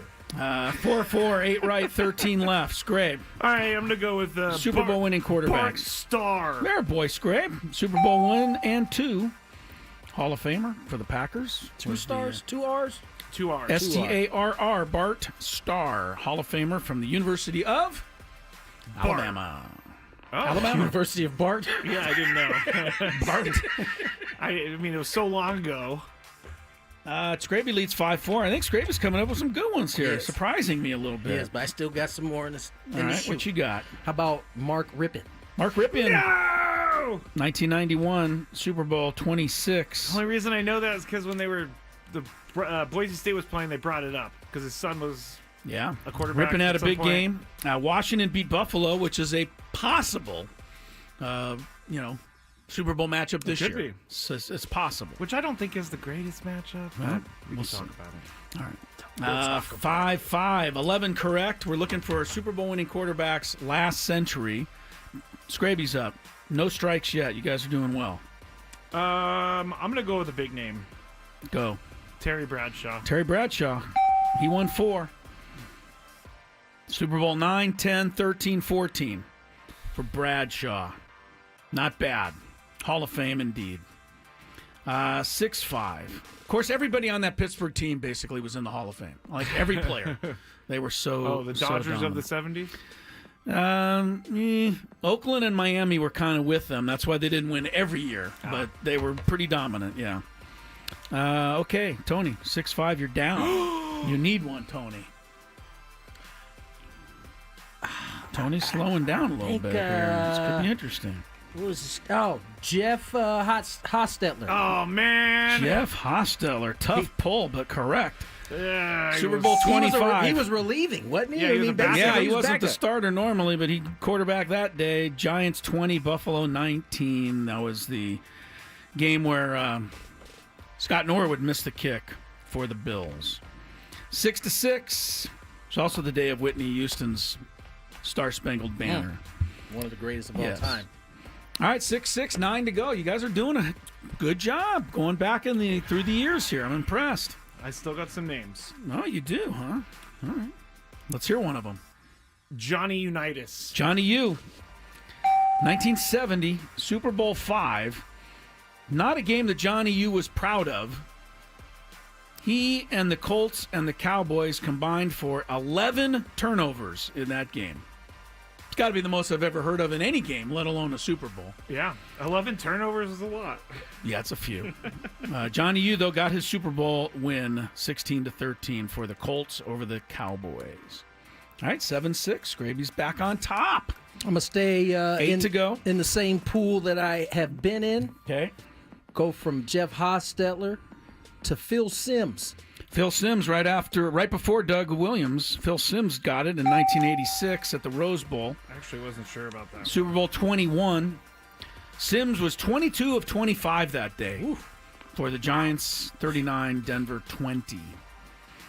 Tony's had all really recent ones. Skraby, you've spread yours out. 60s, 70s, 80s, 90s. I'm pretty happy. I'm pretty impressed by you, Skrabe. I did not see you coming up with some of the ones you've come up with. Honestly, I didn't see me come up with these, but I know the names. Well, you're doing a hell of a job. 7-7, 7 correct answers. Skrabe, you could win this if you don't miss one, by the way. All you right, would just I'm go gonna 11 with to another 10. Guarantee. Okay. Joe Namath. Yeah, he guaranteed the win. So you got it. Well done. 1968, Super Bowl III. Still one of the gutsiest things any athlete has ever done. They were only an 18-point underdog in that game. Only. The Colts had blown out everybody by 40 points all year. Joe said, we're going to win. I guarantee it. Good for him. And everybody's been trying to duplicate it ever since, and it's never quite been the same. Yeah. You know, well, I guaranteed it. No, but you're not Joe Namath, so be quiet. 8-7. Tony, 6 to go. Let's go to the Raiders. Jim Plunkett. Jim Plunkett is the only two-time Super Bowl winning quarterback that is not in the Hall of Fame. Wow. Perhaps he should be. Led the Raiders to Super Bowl 15 and 18, and he performed spectacularly in both games. Plunkett is correct. We have 8-8. Only 5 are left. Skraby, you're closing in on a potential victory here. If you don't miss one, you will win. I've been holding on to this one since the beginning. I got a couple I'm holding on to. Oh. Your team, You Bob used it. Greasy. Thank you, Skraby. I was getting a little worried you guys were going to forget I've been old Bob. holding on to it. Bob Greasy, Super Bowl 7, Super Bowl 8. The funny thing about that, in Super Bowl 7, he was 6 for 7 passing. Super Bowl 8, he was 3 for 6. Different time. Threw 13 passes in both games combined. Different time. Yes, it was. Miami won easily in both games. 5, 6, 7, 9 to 8, 4 left. Tony. I'm not sure on this one, but I'm going to throw it out there. Do it. He got his leg bit back really bad after LT hit him. Joe Theismann? Joe Theismann, did he win one? He did. Oh! In 1982, Wow. Super Bowl 17, he rode the shoulders of John Riggins to a victory over the Dolphins. That's the only one I was the unsure Rose about. I got some Bowl. other ones now. That was Good pull. was crazy. 9-9. There's only 3 left.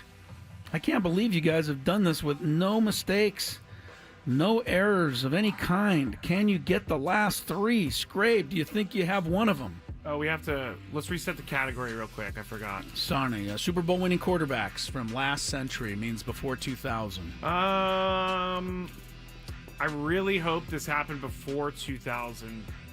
really hope. I'm not sure though. Drew Bledsoe, Patriots. That's going to be your first strike. No! I don't think he's ever won one, did he? I don't think Bledsoe won one. Why did I see him in that uniform holding the trophy? Well, he might have won a championship game. He got to the Super Bowl and lost to Brett Favre. Yeah. In 1996. Uh-oh. Opens the door slightly for Tony here. Time's running out, too, guys. We got to hurry. Oh, my gosh, we are. Roger Staubach. Roger the Dodger, 1971 and 77 is correct That is so stupid for of the me. Dallas Cowboys. It is 10-9. Scrape, you got 2 left. Can you get one? They're both in the Hall of Fame. So they have, certainly recognizable I'm just going to names. say a legendary name. Go for it. Ken Stabler. Good call, Scrape. Woo! 1976 Super Bowl 11. Stabler led the Raiders past the Vikings. 10-10. Stabler. There's one left. Wow. You guys want time to think about it? We're up I think I against got it, but we can. You think you got it? Well, then do it. Go ahead. Go for it. Lynn Dawson? Smoking a cigarette at halftime in the locker room. There's a famous photo of Len Dawson, and he did win the Super Bowl. I in didn't Super think Bowl he won. 4. I didn't think he won because he was smoking cigarettes. Smoking a... I didn't. He had a dart going. No. He had the lung dart. Had a dart going. Tony wins a thriller, 11-10. We better get to break. We'll talk about it after. Scrape, you got to play the music going out. Close, but no cigar for you.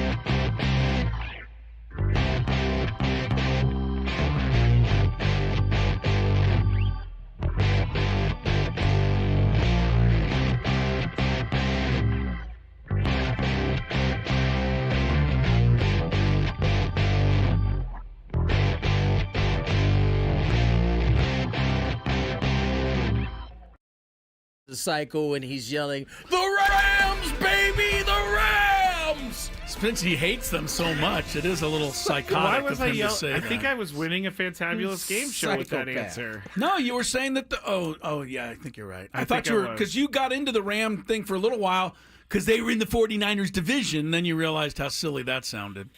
Yes, I did. We got some Chris versus the fans It's been an coming up. emotional week, guys. 833-288-0973 if you want to take down Mr. Ello. Yes, it has been when did that start? Friday? That was the first Friday at 3 p.m. It really was earlier than that because the reports were circulating I know. long before. We started giving up pretty much before Friday reached our show. I tried to discredit Francis Romero, saying he Yes, doesn't know you did. anything. Yes, you did. And it Sammy turns out- Levitt took a shot at trying to discredit him, too. I saw a lot of people really hopeful on Twitter saying, well, there's really been nothing reported officially. I will say this about Francis Romero. He put the puzzle pieces together. I don't think that he knew, but he just put the happened to puzzle be- pieces He just together. happened to be right. Because the Padres signing is it Carlos yeah, the lefty. international from- prospect? yeah, Can't the remember his yeah, last yeah. name. He's the number one pitcher in I mean, the but international those- draft process, other than Roki Sasaki. Those tea leaves were there for everybody to read, though. And he's the only one who put it together. He's the only one that did it. There's nothing in me that believes that he has Roki Sasaki intel. He might not, but at the end of the day, He's right. He He's got the it guy's right. getting the credit He for it. got I told right. you, Skraby, to jump out there and take a guess. A couple days ahead of time, you could have guessed it. You can't do that. You when might you're- have been. You when you're might have playing- been nationwide. When you can't do that when you're living through your heart. He was. No, that's true. He would have never wanted to announce that Sasaki went to the Dodgers. because I honestly, and we're going to get into it on the Skraby show tonight, because I honestly felt stupid after the whole process because we've been gaslit for the past 3 months about Roki Sasaki and his wishes and blah, blah, blah, and everything went against it.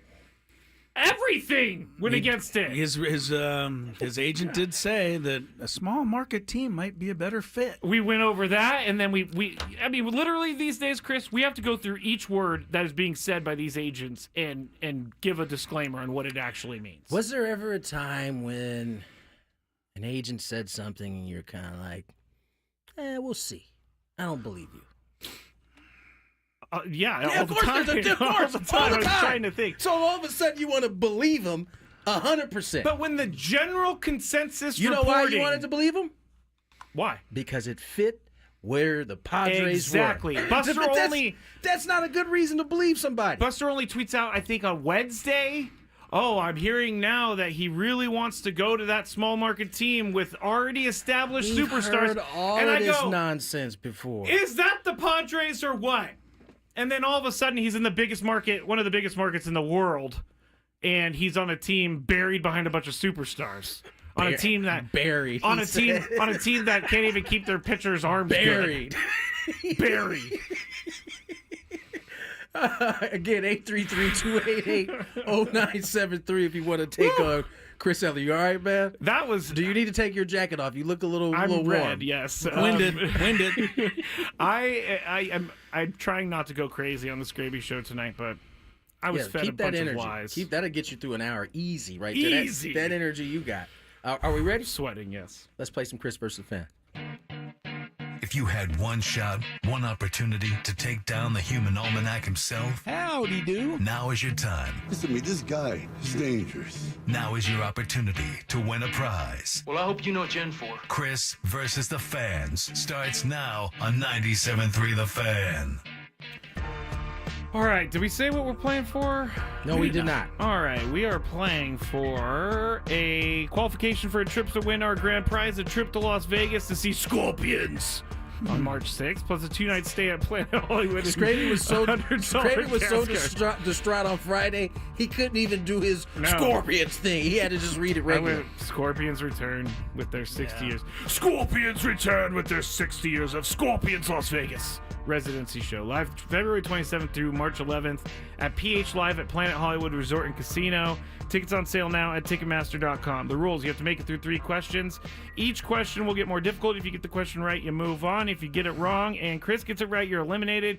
But if Chris gets it wrong, then you move on to the next question or you win. If you're a first-time player, let us know before you get into it, and you will get that question for free. Love it. Yeah.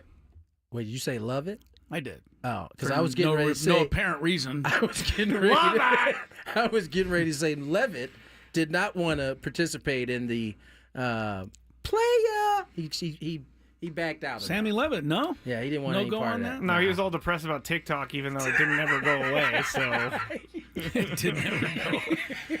All right, let's get. He put out this. By the way, Sam, I hope you're listening. He put out this post on Twitter, like. It's just like with the dog, Biden. sad dog music in the background. Like, bye TikTok, it's been so fun, and then it's back in like 3 hours.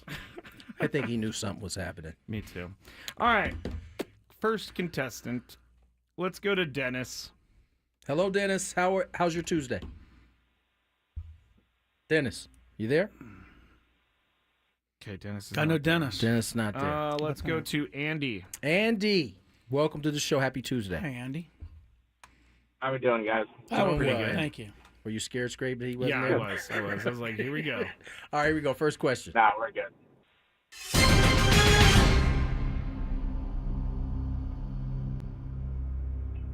What year did the players go?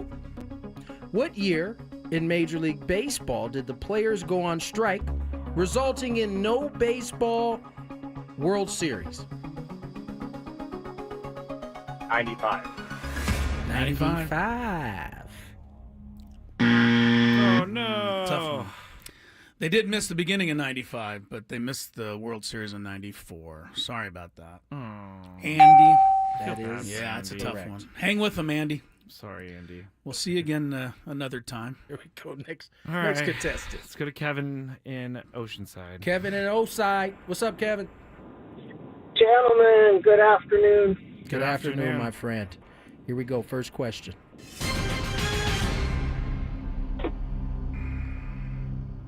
These fast food questions. I'm going to keep them coming, too. It's got me rolling.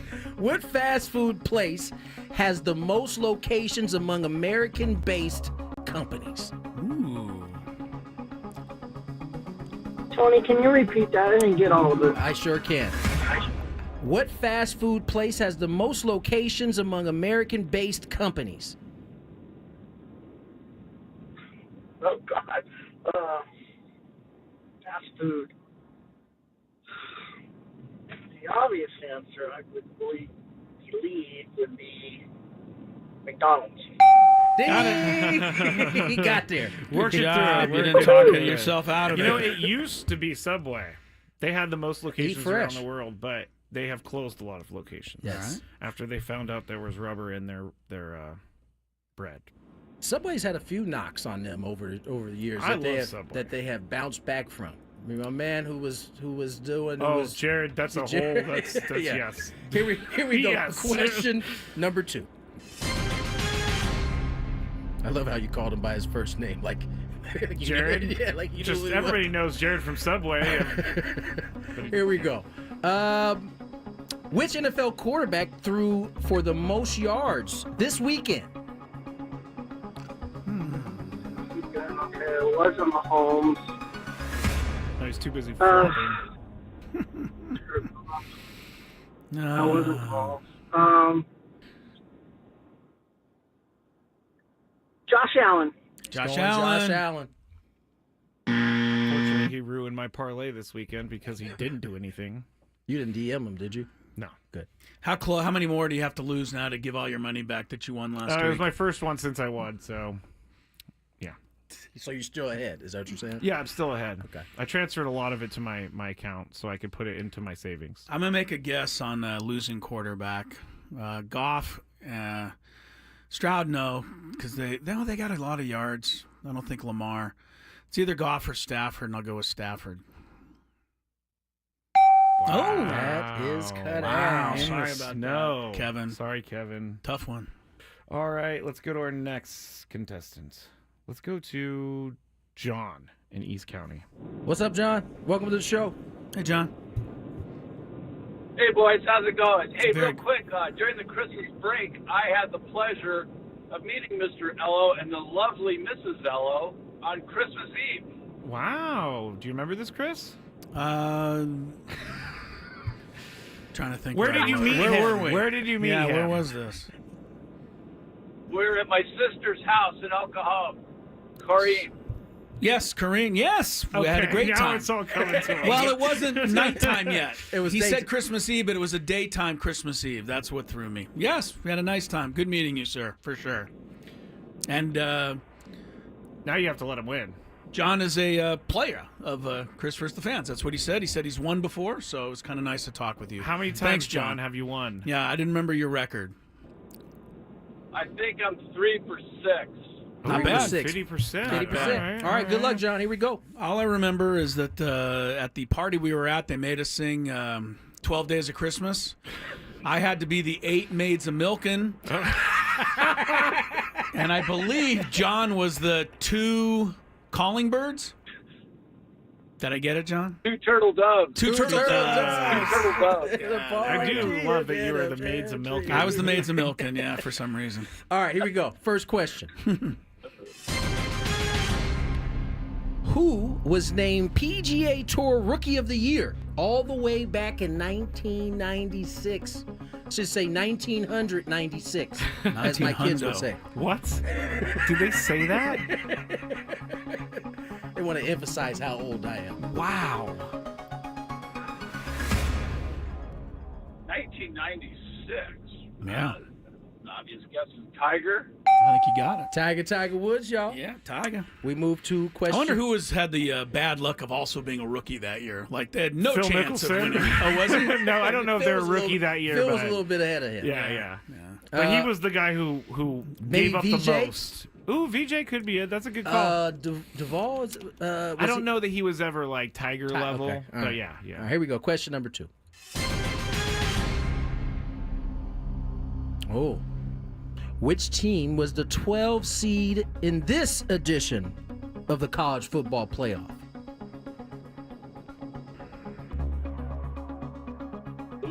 Oh,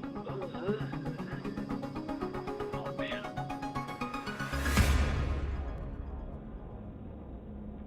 Oh, God, I'm drawing a blank.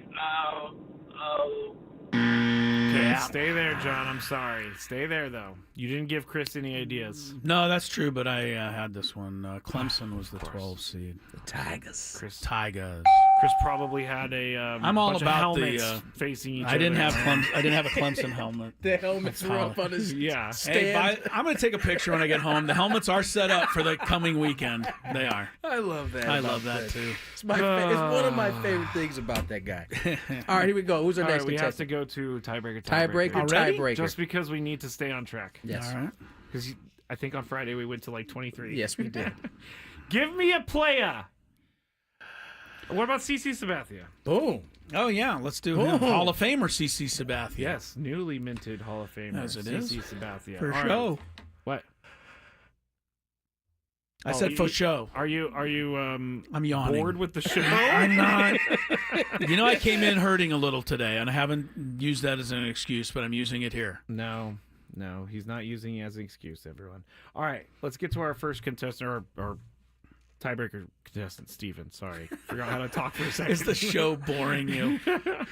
Steven, hello. Hello. Are you aware of how to play this tiebreaker? I am. Okay, so you stay right there. I'm going to ask Chris to give me a number.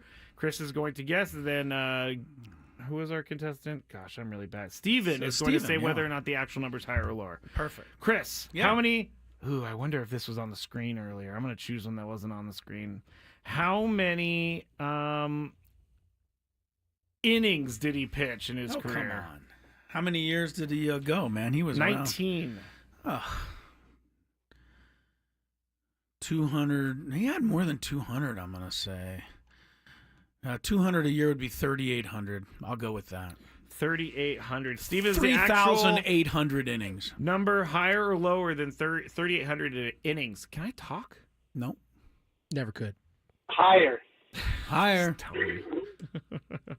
Unfortunately, incorrect. Chris, you're kind of close. 3,577 in the third innings. Ah, too bad there, Steven. All right. And his number 1 year for innings pitched, 253. What year? 2008. That was the year that he finished with you, Tony. Yeah. Crazy. How many? 247? 253. The year before, he had 241.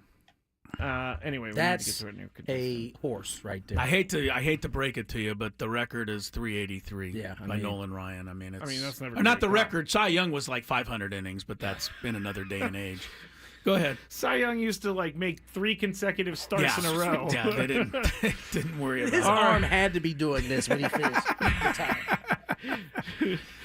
Let's go to Susanna, is what it says on my screen, or I haven't been able to talk to you yet. Hello, Susanna. Hi. Hello. It is Susanna. All right, Susanna, you stay right there. Susanna and Gabriel. Gabriel's my 11-year-old son. Okay, All right. Susanna All right, and Gabriel. Gabriel. I like when you guys call parents in call like in. this. Yes. Yeah, very good. All right, stay right there. Chris, how many strikeouts in his career? Oh, wow. You said 3,500 innings, so I'm going to say he's pretty close to a strikeout inning. Did he get over 3,000? I think he did. I'm going to say 3,100. 3,100. Susanna and Gabriel, is the actual answer higher or lower? It's tough. We're going to go lower. Lower. You are correct. Hey. Nice job. Stay right there. Did he make 3,000 or no? Chris, you are so incredibly close. It's almost creepy. You said 3,100? Yeah. He had 3,093 strikeouts. Oh, in I his missed by career. 7. I think he's in Seven. a club of aces with over 3,000 punchies over a certain amount of innings. Yeah, I thought he had the 3,000. Best year? Very good, though, by you guys out there. Your year. 251. Susanna and Gabriel. All right, I hope you guys win the prize. Good job. Go to take a break, Tony. It's your turn. Oh, it is. All right, let's get the break. More Gwynn and Chris on the other side. Here's some traffic. From the 855 Get Ross Traffic Center.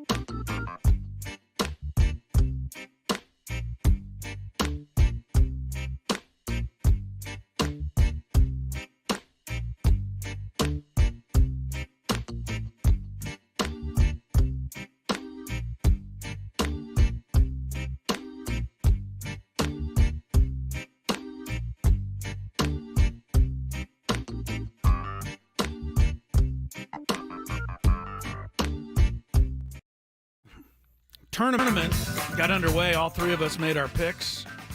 As it turned out, none of us got it right. I picked Notre Dame. I think Tony had Texas beating Notre Dame in the final. Skrabe was way off. I have to say this because you were so good on your NFL I got right who was picks. going to lose the final. That's about the only thing I got yes, right. Skraby went with Oregon and Georgia. They didn't make it. But Neither. I think we all just didn't want Ohio State to win. Like we overlooked them because we didn't. I don't think any of us like them. I don't think any of us like Ryan Day. But they had just lost to Michigan, though. I think they at got the time, crushed by Michigan. Not crushed. It was 13-10, but they couldn't move the ball. That is crushed, right? And you thought, wow, there's something wrong. And then they got into the playoff and they went gangbusters, won it all. But you know what? Michigan also beat Alabama in a bowl game, so maybe just Michigan got really good at the end. Anyway, Ohio State is the champ. Notre Dame is the runner-up. Here's our good, bad, and ugly from last night's championship game. All right. We'll do the NFL good, bad, and ugly in the 5 o'clock hour. Don't go anywhere. I see why you're asking for a new bed now. College, NFL. That's again. fine. I got you. It's fine. Here was my good last night. I think there's a few things, but I got to go with the quarterback of the Buckeyes, Will Howard. I mean, you look at this guy, he's no Lamar Jackson, right? He doesn't look fast, he doesn't look big, doesn't look tall. None of those things. Really effective, though. 14 of 15, almost had a perfect first half. Led his team to 3 touchdowns and 1 more to start the second half. And they put the ball in his hands at the end. 3rd down, everybody thought they were going to run the ball. They threw 1 more deep bomb over the top, and he completed it. So I gave it to Will Howard. He also had 3 or 4 first downs with his feet. And that's what Lamar Jackson and those guys do, not Will Howard. I mean, the new quarterback, if you are a statue quarterback, you're not going to make it to the NFL. Well, unless you're Tua. Or C.J. Stroud. CJ, remember, that's why you're Tua. That was part of the reason why he fell below Bryce Young, was that they didn't think he could run. Yeah. Remember in that was it the national championship that he played in? Or semifinal, one of the two. He Yeah. was running all over the place, and I think that's something that he's kind of kept in his bag. Yeah. I think Will Howard is like your prototypical guy who is really good in college, but do you see him making the NFL? It doesn't look like it. I can't see it. I don't see it either. But he was really good last night. The bad was the Notre Dame, the stuff that they brought to the table was bad. They had a running game and they had a great defense, and neither of them showed up. If you take away Riley Leonard, the Notre Dame offense rushed for only 13 yards on 9 carries. Yeah. They did nothing. And their defense, gave up 4 TDs on the first 4 drives. So that's not getting it done too well. I give Notre Dame credit, man. It's 31-7. They kept on playing, and that's a good thing. They made it interesting a little bit, but they were they were well coached that game. I think they are, but they didn't have the horses that Ohio State, and that became apparent as that game went If you along. were rooting for Notre Dame like I was, you had to hope that Ryan Day would blow the game, and he just didn't. Right. I mean, I hate to say it, but that's kind of it. All right, here's the ugly. Tony, you're not going to like this one. I don't know if you read it ahead of time. Having to put up with LeBron James celebrating every Ohio State touchdown was annoying to me. It got nauseating after a while. I mean, it'd be one thing if he really went to the school. He didn't even go there. He turned them down to go into the NBA. I know he's from Ohio, but Akron, by the way, and Akron has a nice program. I just didn't think I don't know. That's mean. It's a little mean, but I'll be honest with you. I couldn't find much ugly in the game, so that's kind of all I can come up with. I've been saying this for a long time. LeBron James. I knew I'd have Skraby's support on this one. He likes the Cowboys. He hasn't liked the Cowboys publicly here in the last couple of years. They suck. Ain't nothing to talk about. He likes Ohio State. I'm sure he's a Yankees fan. He likes the Guardians. I've seen him at those games. He what else? I think there was a Cavaliers. Your front USC. Your front runner thing is falling apart. USC. He's all about. Oh yeah, where's that? I mean, his son went to school there. Whenever a team is good, LeBron James is a big fan. You're just a hater. Yeah, you're hating right now. I was a little bit of a hater, but like I said, I couldn't find anything ugly. Somebody else was, I had to cover. I thought it was just a good game, and Notre Dame played hard. They just weren't as good. Who was the other celebrity rooting for Ohio State I saw on screen? It was LeBron, and there was another one. Did they show another one? Yeah. Was it Archie Griffin? Or is this one of the old Heisman Trophy winners? No, I can't remember who it was. Archie Griffin. Archie's the only 2-time winner of the Heisman Trophy. Come on, man. You got to know your Buckeye history. Does anybody on the chat know who it was? That was There was another also celebrity there? that was I rocking didn't pick it Ohio up, State honestly. stuff. But yeah, LeBron looked very good in those brand new Ohio State clothes that he had. He did have a lot of gear, He man. just bought him. Is that Yeah, what there you're was like saying? a tag. He went down to the gift shop and bought He had a lot of jacket. gear. Stop it. Come on, LeBron. Just looking for brand new Ohio just State. looking for more airtime. You don't need any airtime. You get plenty. Hey, I won't. That's not his fault. They show him. So it's not like he went to the game saying, He please did, show but me. he yes, did go- but it is Taylor Swift's fault when they show her, isn't it? To a lot of people, it is. I never said it was Taylor Swift's fault. I think you were I blaming did- Taylor. no, You I were did not say it was Oh, Taylor you were Swift's saying why fault. are they showing her so yeah, much? Yeah, Okay, I fair mean, enough. and Caitlin Clark, did you see Stephen, or no, not Stephen A. Someone told Caitlin Clark, don't do it. Don't go down the Taylor Swift path. Just be your own person. They keep winning games. You might have about 10 celebrities up there all I think looking for Cece's some. doing just fine by herself. Oh, Caitlin, I thought we were talking Sabathia. Yeah. He also is doing just fine by himself, but Caitlin Clark's doing. She's a Chiefs fan, so I get it.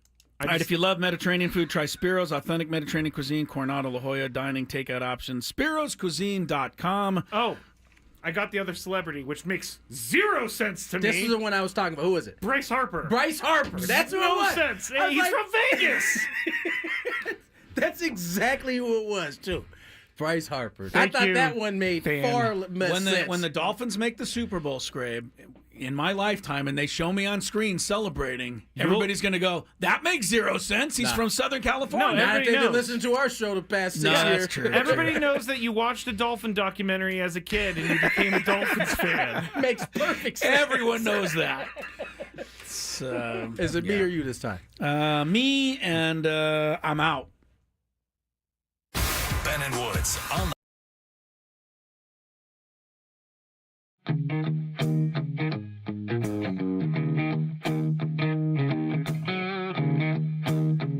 There's a Roadrunner. Meet me. He doesn't like me.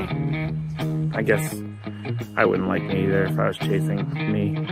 As you can see, I'm all Aztec out here at the Aztec baseball tournament. It's the SDSU baseball alumni tournament. Right now, we are 1 under in the scramble, and Chris is playing well, Tony's playing well, but our ringer, Jack Townsend, is playing really well, so.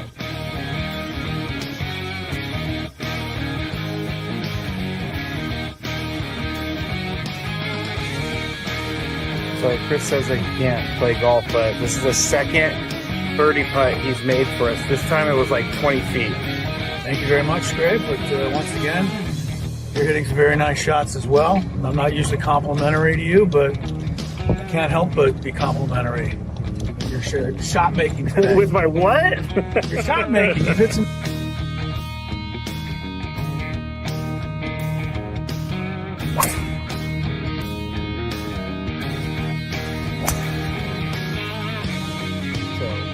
We are league 10 now, and it's getting really windy. It's actually kind of cold. I'm not gonna lie, I know we're in San Diego, but we're 3 under as a group. We just got off of a birdie, and I just hit my defense.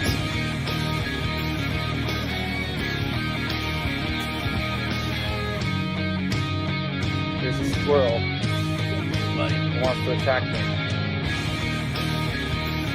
Squirrely! We just got our second birdie of the day thanks to this guy. Yeah, a 4-footer after. It was a 5-footer. After our pro drove it 300 to the front of the green and then chipped it within 5 feet. Uh-oh. Skraby, don't feed the animals. Don't feed the animals. I do feed animals, but Chris made a birdie putt. Leaving the golf course. And we ended up shooting 63 once everything was accounted for, since it was a scramble and we had an SDSU golf player, Jack Townsend. He was with us and he did a lot for us. I think we shot 63 because of him, but we all had a good time.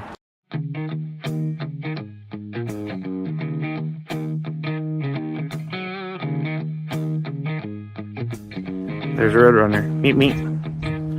He doesn't like me. I guess I wouldn't like me either if I was chasing me. As you can see, I'm all Aztec out here at the Aztec baseball tournament. It's the SDSU baseball alumni tournament. Right now, we are 1 under in the scramble, and Chris is playing well, Tony's playing well, but our ringer, Jack Townsend, is playing really well, so.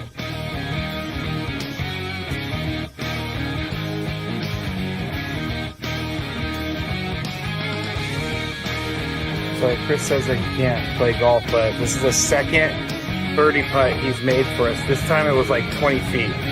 Thank you very much, Greg. But once again, you're hitting some very nice shots as well. I'm not usually complimentary to you, but I can't help but be complimentary.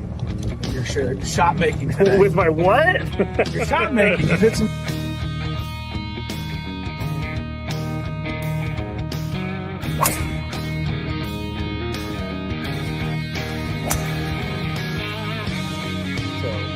We are league 10 now, and it's getting really windy. It's actually kind of cold. I'm not gonna lie, I know we're in San Diego, but we're 3 under as a group. We just got off the birdie, and I just hit my defense.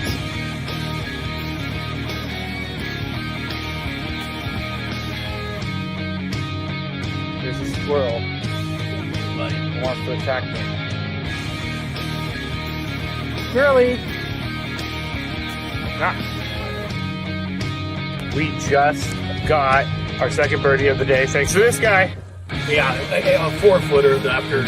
It was a 5-footer. After our pro drove it 300 to the front of the green and then chipped it within 5 feet. Uh-oh. Skraby, don't feed the animals. Don't feed the animals. I do feed animals, but Chris made a birdie putt. Leaving the golf course. And we ended up shooting 63 once everything was accounted for, since it was a scramble and we had an SDSU golf player, Jack Townsend. He was with us and he did a lot for us. I think we shot 63 because of him, but we all had a good time.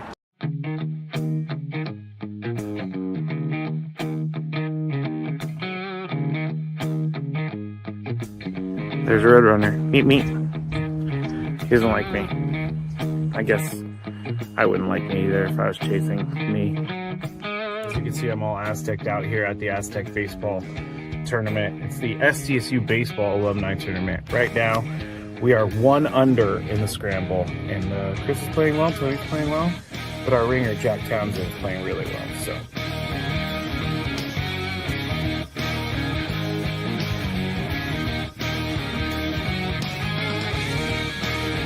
So Chris says that he can't play golf, but this is the second birdie putt he's made for us. This time it was like 20 feet. Thank you very much, Greg. But once again, you're hitting some very nice shots as well. I'm not usually complimentary to you, but I can't help but be complimentary. 4:38 on the clock, Big 5 around the corner, along with some traffic. One thing we didn't discuss earlier, and we didn't really get into too much college football. We did talk about it a little bit, but it seems that after this season, SEC is not going to be able to claim to be the best conference in all of college football. Oh, you betcha they'll try. I'm sure they'll try, but I don't know. I didn't see any teams in that final. I saw them go 8-7 in bowl games this year. That is not dominating in any way. Did every single team from the SEC 8-7? Well, That's some of them played more games at least. Yeah. Oh, I get what you're saying. They had multiple teams. Yeah, Texas played a few games, but yeah, no, it wasn't a good postseason for the SEC.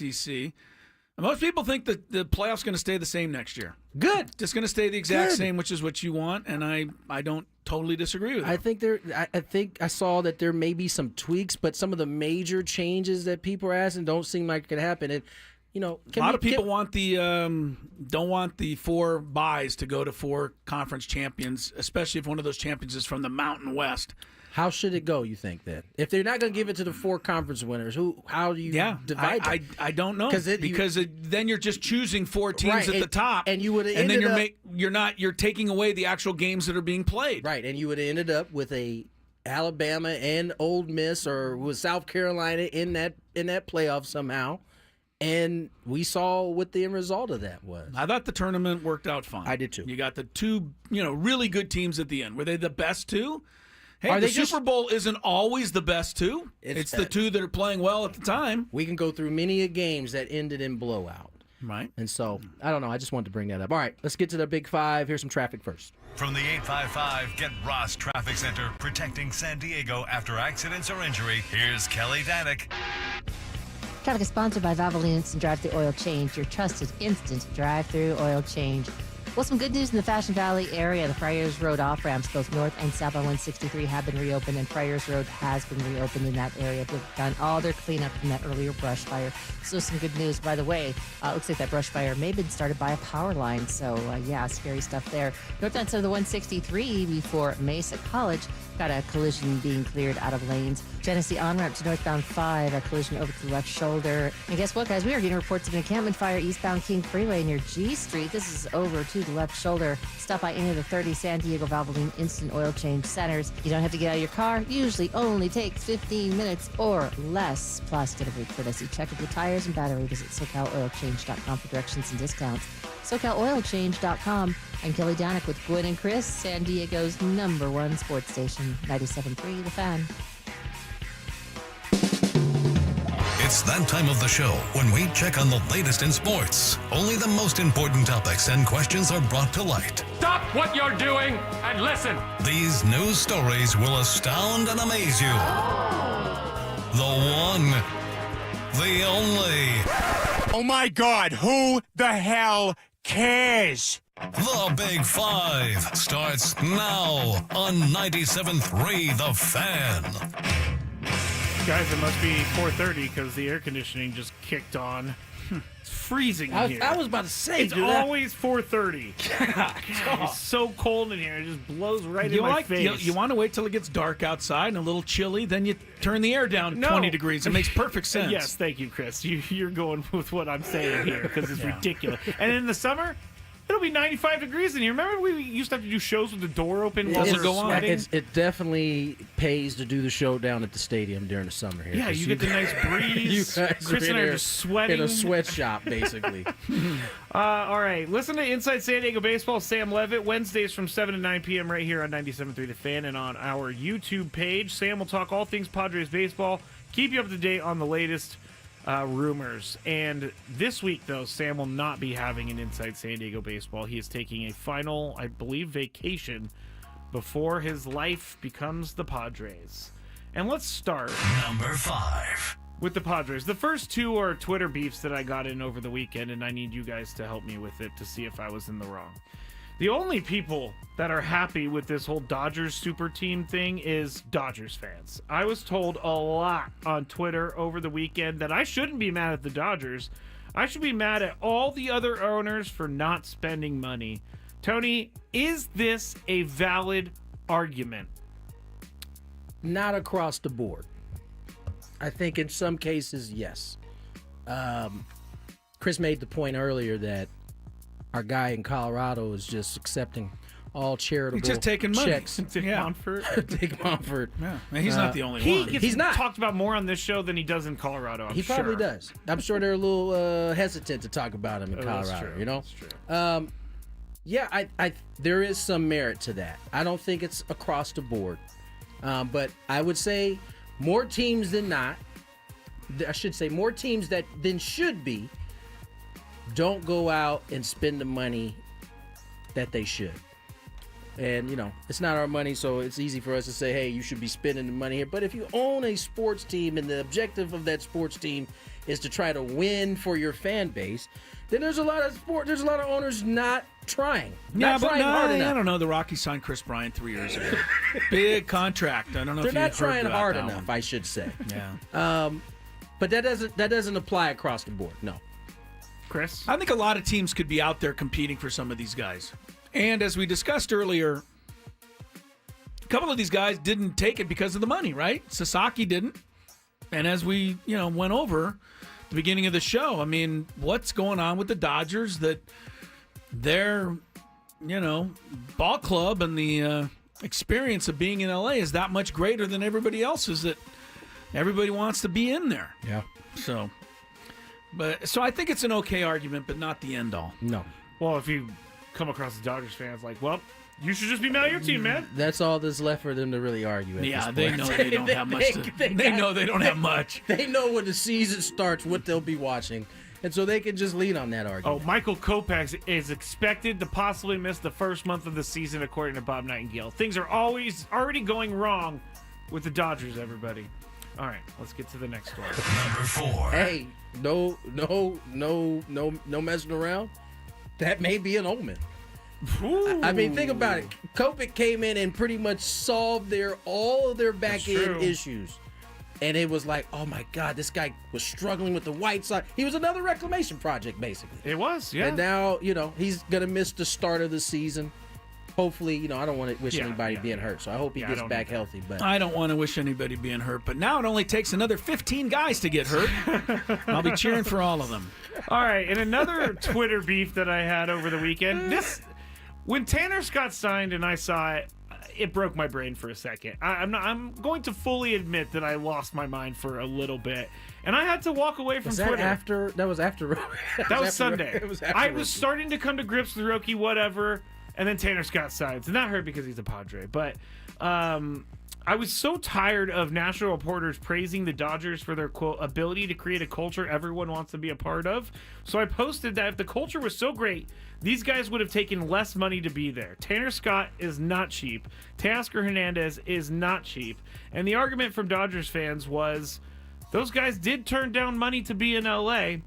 The money that they turned down, though, has A, never been confirmed, and B, it was like $5 million less over 3 years for Teoscar Hernandez. So that's not really turning down money. Oh, it's not. Turning down an extra $5 million, you're right. It's nothing. Chris.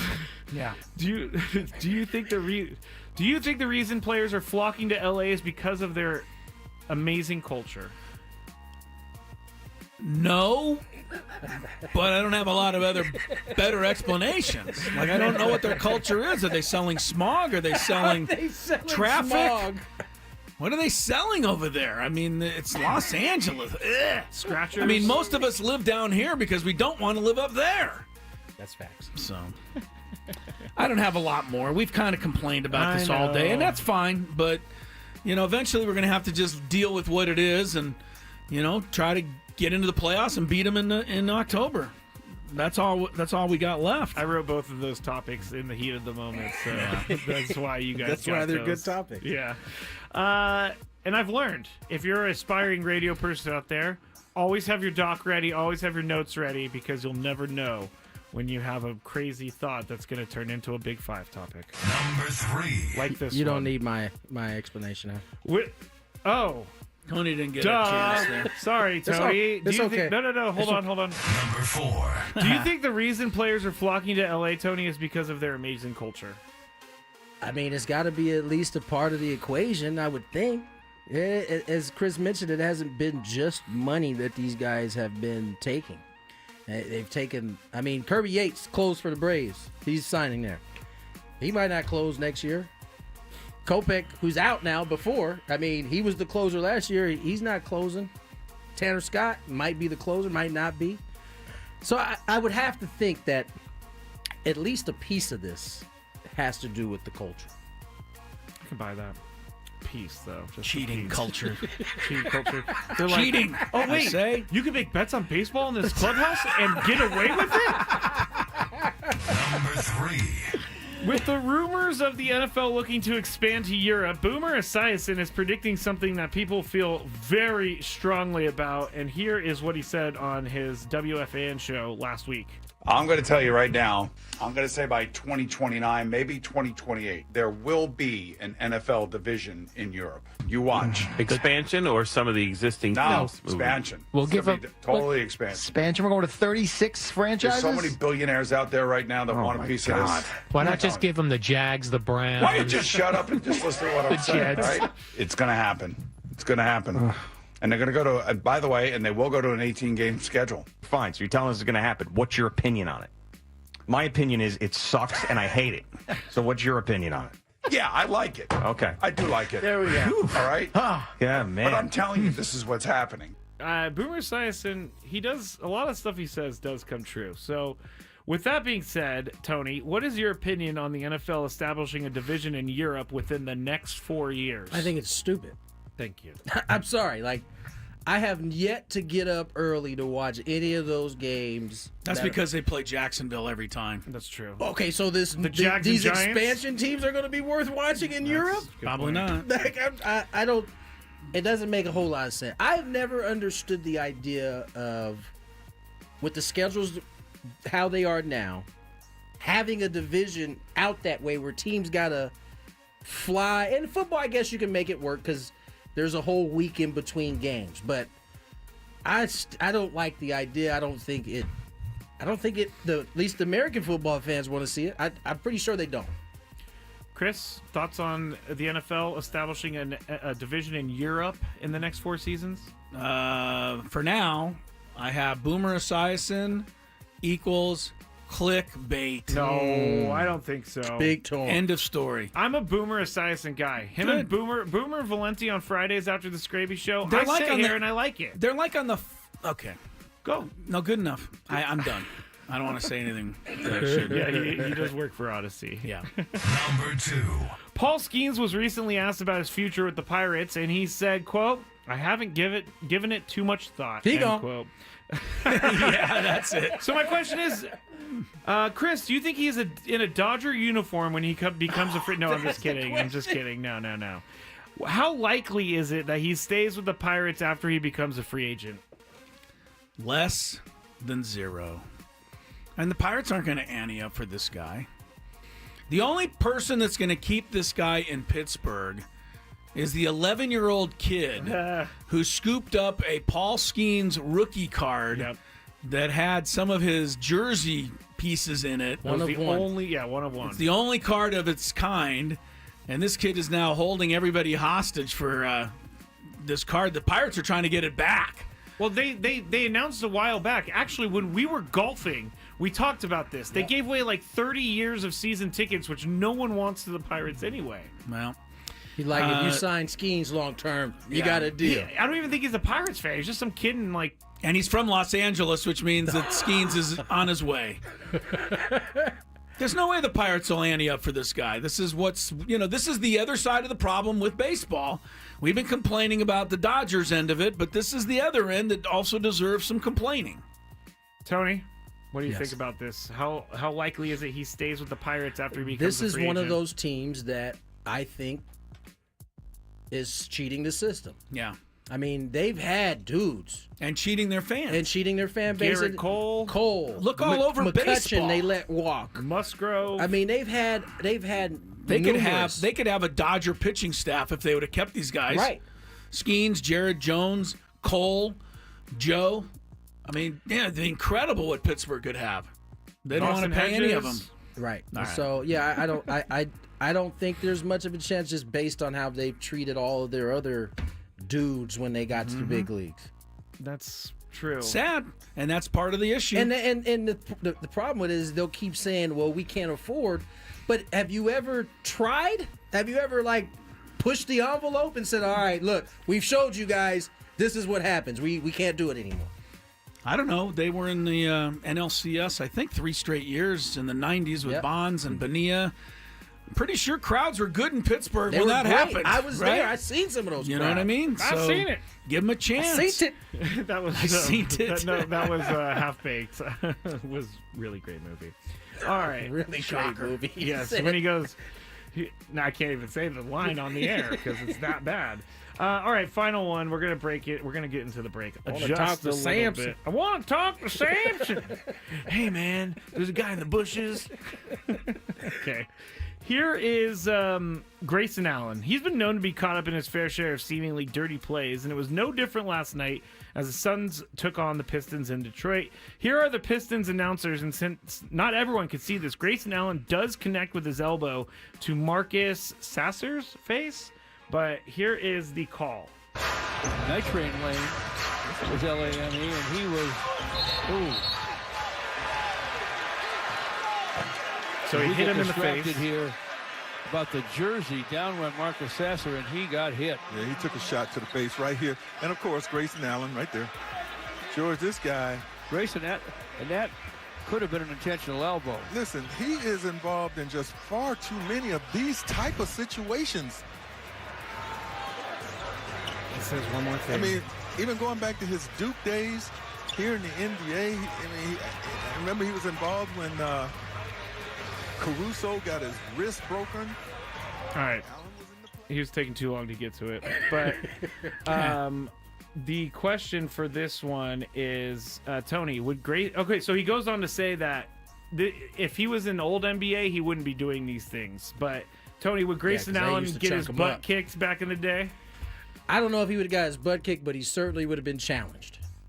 You know, Rick Mahorn would have laid him out 10 times. And they had ways of doing it within the game at that point. So it wouldn't even have been might have only 2 shots, if that.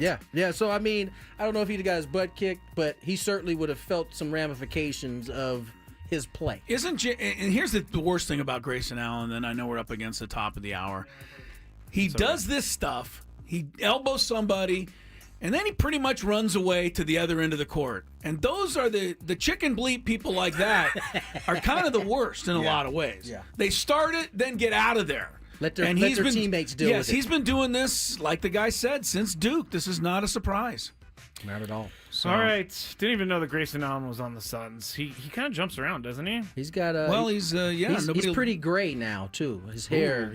Grayson Allen. Hey, hey, all right, let's get to break. 5 o'clock hour on the way. Happy hour. More Gwynn and Chris.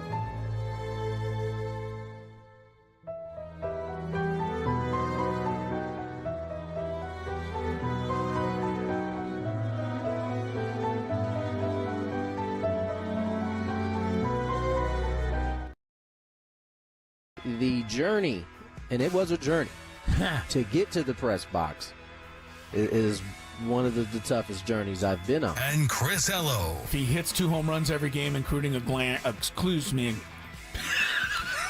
Well, it's going to be one of those days, huh? It's time to get you up to speed on all things sports. Yes! Yes! Yes! With plenty of nonsense in between. Oh, look! Here comes our fearless producer!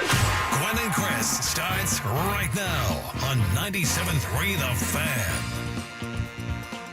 Happy Hour gets underway here for a Tuesday. Chris Ello, Tony Gwynn Jr., Matt Skraby. Happy days indeed for Ichiro, CC, and Billy. Yeah, Billy doesn't give it away, does it? Billy Wagner is the 3rd member of the Baseball Hall of Fame, voted in today. Cooperstown, so they're all celebrating. Ohio State's celebrating its victory in the national championship game last night. NFL Final Four is set, and we didn't do our Daily Gambit today, which is okay. I did want to give the opening odds, though. Are you any good at this? Like, have you not seen this yet, Scrape? I haven't seen. Are you talking about the playoff games? Yeah. What would you? Philadelphia's favored over Washington. What would you favor them by? I'm going to see how close you They're get. at home, so they get 3 points. Yep. What would you favor them by? I'm going to say 6.5. 6 is the number. Very good. Wow. 6, straight up 6 right now for Philly.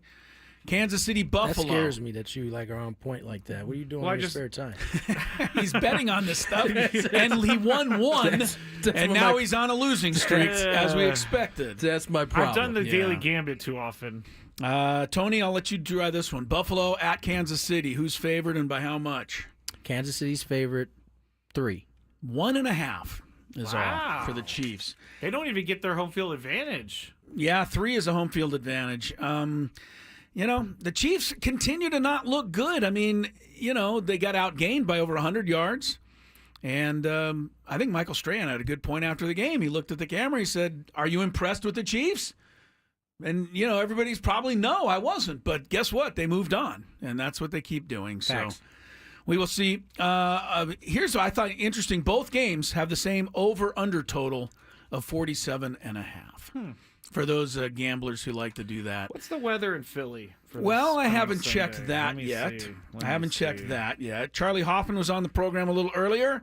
If you missed that, good stuff from Charley in the 2:30, make it the 3 o'clock segment because he had to do some media out at Torrey Pines. But Charley and the rest take to the course tomorrow morning.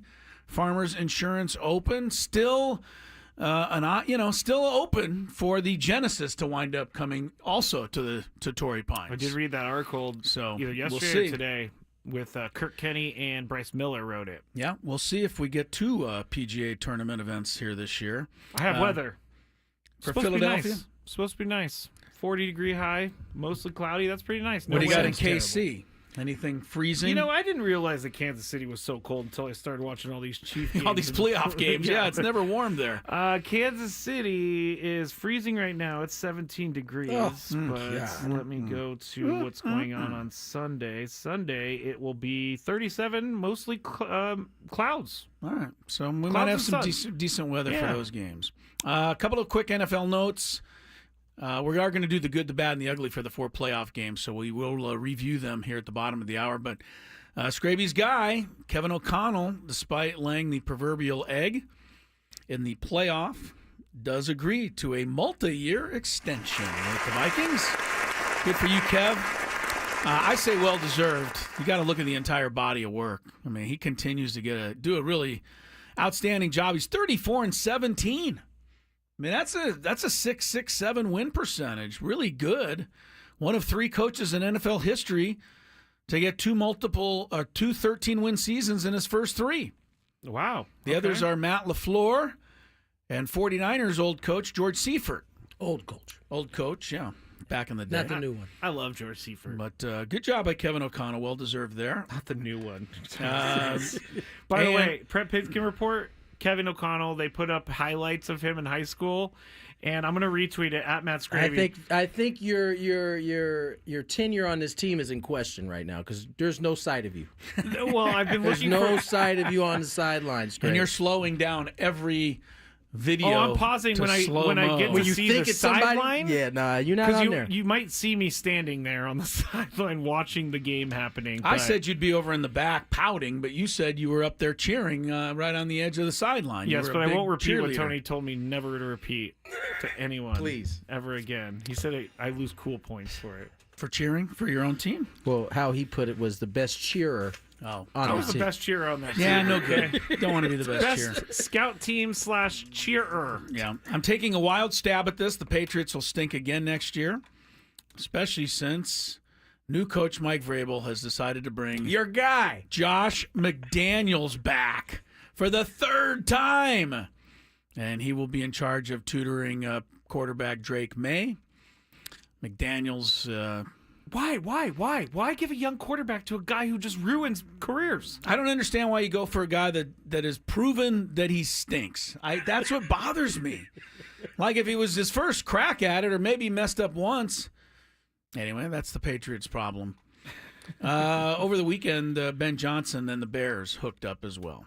The Lions offensive coordinator. Can we talk about... I know we're going to What talk you got about it there? a little bit. Yeah. But how bad was the Jameson Williams play call? That was one of the worst. But did you say it like before they did it? I mean, that's No, all I I'm didn't saying. know it was coming, Chris. Right, I they've been understand that, doing but it I mean, all year. Guys do. I mean, they do. I mean, Notre Dame ran one of those exact plays last night on a 2-point conversion, and the guy was wide open, and everybody said, "What an amazing call!" But I don't think it's fair to criticize it when it doesn't work. It's situation because it was late in the game. Jared Goff was not playing well. They were trying to play. I'm trying to see when it happened. I know it was in the second half, but well, it's easy to say it was a crappy call because it got picked off. But I don't agree with that. I think that's, I think that's Monday morning quarterbacking. It happened in the fourth quarter, the first drive to start the fourth quarter, and Jameson Williams, was intercepted, and it gave the ball. They went down and scored a touchdown off of that interception to put them up 45-28. I don't think you can call that play in the fourth quarter. Just don't think you can do it. Yeah, well, it would have worked. It would have been a great play call. That's all I'm saying. Yeah. Anyway, Ben Johnson, he's got his work cut out for him because he doesn't have to do what Harbaugh has done in San Diego, overcoming the Spanoses, but he does have to overcome a pretty dysfunctional Chicago Bears franchise. And he's got a good quarterback to work with, so we'll see what Ben Johnson can do. Dysfunction. He said the wins are going to be piling up. Piling up, huh? He said wins are going to come, is what he said, I believe. Ben Johnson. Oh. Already making statements, huh? Yeah, I think that was maybe a quote that the papers picked up on to get people excited about the Bears again. A little clickbait. A little clickbait. But, I mean, the Lions lost. They're potentially going to lose Aaron Glenn, too. That's the problem with these great years. It's hard to hire a defensive coordinator after that performance. I mean, you got to sell it to your fan base. That's true. I know a lot of guys were hurt, but, man, they didn't stop him at all. So that's going to be tough. We'll see if Aaron Glenn can still get a job. After you that, you think he's going to be off the board because of it? You think there's a chance he's off the board because of that? No, I just don't know. Yeah, I don't know that anybody can sell it. Like, we're going to hire Aaron Glenn in his final performance. He gave up 45 points and 600 yards. How do you sell Matt Eberflus? Like, how do you sell a lot of these? Yeah, you don't. They still give him the job. They still give him jobs. Good point, Tony. Yeah, you're absolutely right. No, I see your point, though. That's a pretty bad performance to go in. It's almost like what they were saying about Sam Darnold, right? Like, he had those great performances in those last two, at least according to the people out there who are in the know, think that's going to cost him Kevin some O'Connell money. said you got to look at the body of work, but people won't look at the body of you're work. Right. You're right. They'll look at the last two games, and they're not going to give him anything, if much. Yeah. He's going to have to, prove himself all over again. Yeah, as if the other 14 games didn't count. 14 games didn't matter. Yeah. Tough go there, Sam Darnold. Biggest fan contest returns January 27th. That's next Monday. So get yourself signed up. The grand prize is a night in the Odyssey Suite. You will get 20 tickets for you and your friends at a future Padres game. Register your name at 973thefansd.com/biggestfan. And then starting next Monday, listen when we announce names each day 9 a.m., 1 p.m., 5:30 p.m. Hear your name, call in, you're qualified. Boom. But the only way to get into it is to register and do it this week at 973thefansd.com. You know, one thing we haven't hit on, we're going to hit on next. The Aztecs did not get it done home. Let's just say over the weekend. I am no longer going to any more games. Did you go again? I'm 0-2 now. Oh, my goodness. Oh, Yeah, he's the cooler. I think I think I am the cooler, honestly. Like those are probably the two worst games they've had all season. I've been in the building for. So Well, I was going to look for an explanation in the there it next is. segment, but I'm giving apparently it is. Yeah. So I will remove myself I'm on timeout for a little bit. Are the Aztecs still nestled in Joe Lunardi's bracketology after that loss? We'll tell you after we check traffic. I believe. Traffic? 5:12. We're supposed to get out at 12. I know, not I've ready been yet. told. Not ready yet, so you'll have traffic at some point. Need inspiration?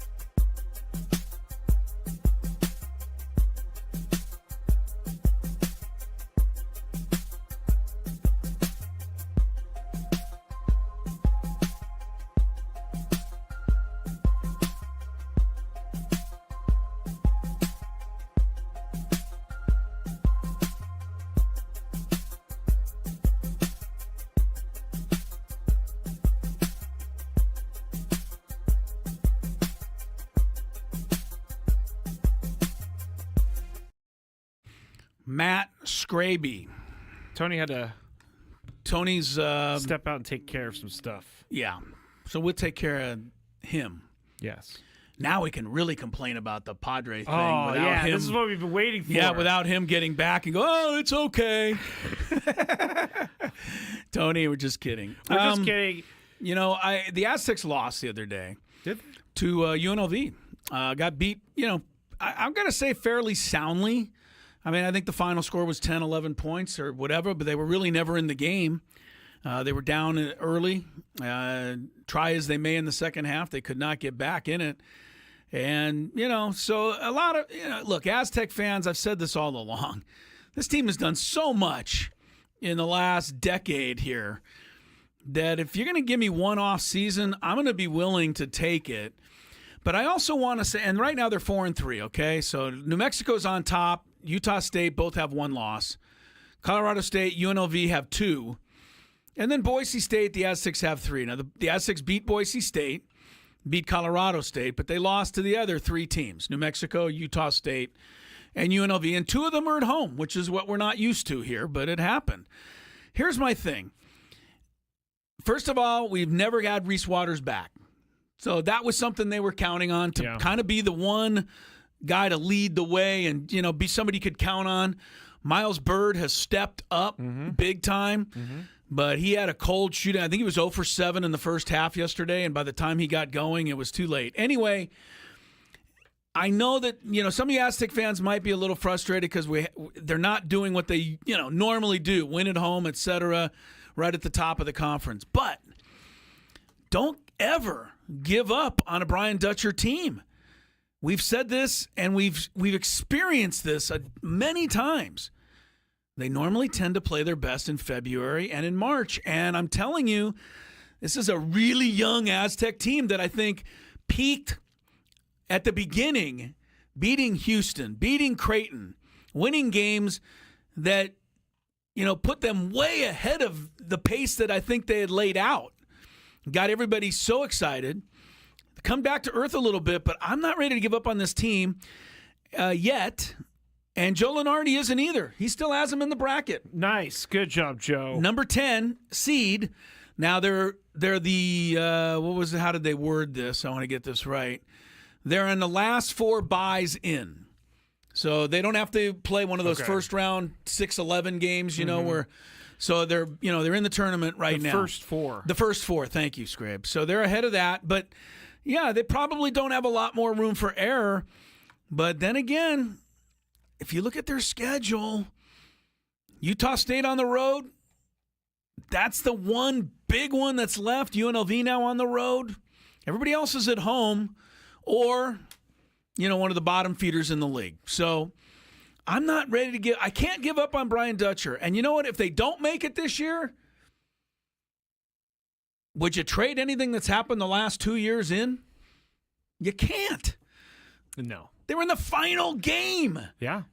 Give me a break. They were in the Sweet 16 last year. So you know what? They mentioned UConn on one of the football broadcasts. UConn's not having a great year either, honestly. They still get ranked every week, but they mentioned UConn winning the national championship, and it was against the Aztecs. I'm like, the Aztecs made the national. It's kind of still wild. Hard to believe. You're right. Jax has a point on the chat that I think is a good point, and I can't find the stats, but the Aztecs need to have better first halves. They do seem to struggle. They've been getting off to slow half. starts. You're right, and that's not going to help. No, they've had to come from behind, and they haven't been able to quite do it. They got down to within 4 or 5 the other day, but never got over the proverbial hump. And it was just a really good week for UNLV. I mean, UNLV beat Utah State, then beat the Aztecs. That's a great week for them. So, sometimes you got to tip your cap. Look, I've said it, the Aztecs, the fact that they've already given us wins over Houston, Creighton, they're in the tournament as of now. Let's see if they can't, figure this out and start playing a little bit better down the stretch as they often do. Did we, because I remember having Mark Ziegler on right before the season started, and he said, hey, just expect a very young team that's going to make mistakes. Are we expecting too much from them? Well, I think the victories over Houston and Creighton got us all thinking. Yeah. That, wow, here they go, Final Four again. And that's a lot to ask. But there's still a ways to go. And Brian and his staff, man, they never stop working. By the way, UConn's 13-5. The Aztecs are 11-5. So, UConn's having not the best year for them either, but they still put them in the top 20 just because they're UConn. It's brand name. Yeah, Aztecs can't make the top 20. Nobody in the conference can. Yeah, now that they've lost a couple games here in the last few weeks, they're probably down. They're never getting back in the top 25. They're never going to see the top 25. They barely made it to. Did they even make it past 20 before? I don't think they made it.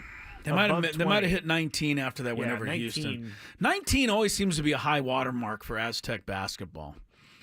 It's so weird. Except for the year that they were number 3 or 4, and then COVID wiped out the season. Yeah, I mean, we forget that. Yanni Wetzel, the season that didn't Yanni really was count. unstoppable. Malachi Flynn. I don't remember anybody else from the team, but yeah, good call, Skraby. It runs together a little. They've had so many good teams. That was quite. They were like disappointing. 26-0. Yeah, they were finally really lost good. one, and you know who beat them? UNLV actually was the first team to beat them that year. Stupid UNLV. Yeah, hey, the running Rebs. You never can tell.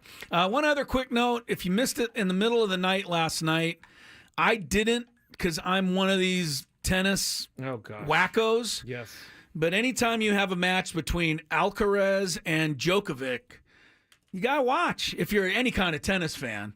I did. I had to tape it. It started at 1:30 in the morning. But did you even see who won, Scrape? No, that's the thing is I never see tennis Right, you never news. see that because in the middle of the night, Djokovic is now 37 years old. He's trying for his 25th Grand Slam. He's playing Alcaraz, who's in his prime. Djokovic takes him down. 4-6, 6-4, 6-3, 6-4. Took over 3.5 hours. And I will tell you that they had, in the fourth set, and I'm not joking, it says it right here, they had a 33-shot rally. Wow. And they, like, if they didn't dink the ball over the net. You know what I mean? No, it was like good. It was like returns. Whack, whack. I mean, yeah, right. One of those. Exactly. So amazing that when it was over, standing ovation from everyone in the arena because it was just something spectacular that you don't see very often. So that was fun to watch. Djokovic is in the semifinals. He's got a chance to win it all again. Again. All right. NFL Good, Bad, Ugly is coming up in a few minutes. We're not quite there yet. Let's trash the Dodgers for a couple minutes. Well, look. I mean, Friday I was at the airport when I got the news, and it was just it was so depressing. It was depressing. And I said, I got to get on Twitter and try to cheer all the Padre fans up. And I came up with nothing. There just was no words that could be said to make you feel any better about it. No. Not only did they get him, but the Padres didn't. And then Tanner Scott behind that.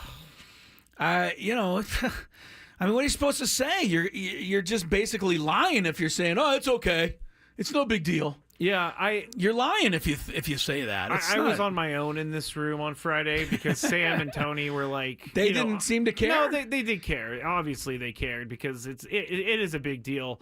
But they just kept saying there's still a good team behind it. I just can't get past that we were fed a bunch of lies about who Roki Sasaki is. If you read this article, which on the Skraby Show at 6:20, I'm going to go through some of this article. But for a guy who doesn't really like attention, he certainly held a lot of teams up in the process for the attention. And in this article, they also say an anonymous executive said, give the Dodgers true serum, and they'll tell you this deal was done 2 years ago. And they're never going to admit it, but this has been well known around baseball. Nobody's going to be able to prove that. Yeah. We're just going to be able to say that to make ourselves more angry. Look, I'm 100% with you, and I very rarely am. Yeah. But the fact that the Padres finished second or third, wherever you want to put them. Second. Yeah. Is of such little solace. No, I can't even begin to tell you. You're the first loser when you're second. You really are in this case, the first loser. Would you have rather been the Rangers or the Mets who knew a week ahead of time, or would you rather it dragged out to the last minute? Let me know that so you're that out. you could go out and do something about it. That's what I'm saying is that like a lot like of processes. What pushed them over the top on the final day? I don't think it was that. Well, I know. According to him, it was right there. Two teams back and forth, and he just something happened in the last day that went Dodgers. No one's explained it to me yet. I don't know either, but Shohei Ohtani, I guess, was the one who received the confirmation. So, I mean, everybody knows that Shohei Ohtani was going to try and recruit this guy. I just don't think, the more we find out about this process, I don't think this process was as open as it was being sold by, is it Joel Wolf? Yeah, Joel Wolf. I don't think it was that open. I think it was closed this entire time. They wanted to appear like they were doing something. That's an absolute sham if it was closed the whole time. We it's a sham. And if we ever find out anything about it, the guy's reputation can be done before he ever starts. Well, the Padres got their bonus pool money up to $10 million, and they said, hey, Blue Jays also got theirs up. They made a trade on the last day. We'll give you every single penny of this thing. And he went to the Dodgers for $6.5 million. That's fine. It just doesn't follow anything that we were being told. And I'll go crazy later on the Skraby show. All right, more on that on the Skraby show. Here's a quick stat with you for you on it. Dodgers World Series chances without him, 22%. With him, 28%. Padres, before Sasaki, 2.7. I'm sorry. Padres, if they had got Sasaki, 4.8. Without him, 2.7. So they're basically saying Padres had 2 times better shot to make it had they gotten him. But they didn't. It does so hurt we the can't we can cry over spilt milk, but that's not going to be the way. No, it's not a good look, and I plan on saying that. We've done it plenty today, so hopefully we've got it out of our system. Yeah, we'll see. But I also agree with you, Skrabe. Any Dodger fan out there, you want to say we're crying? If the Padres sign like 6 top free agents in a row, pretty sure you'd be feeling some type of way. Yeah. So I agree. I got this message for all of you Dodgers who think we're crying. Shut it. There's one on the chat right now saying, is there? Sure. Might sign us to their radio podcast. You know what I find really strange is that Dodgers fans crash our YouTube so that they can talk trash to the Padres fans. That's weird to me. But hey, thank you for watching the show, Maniac Blue Dodgers. We appreciate you all. Yeah, we actually do. Good, bad, and ugly from the NFL playoff weekend. We'll break down the games the way only we can do it when Gwynn and Chris resumes.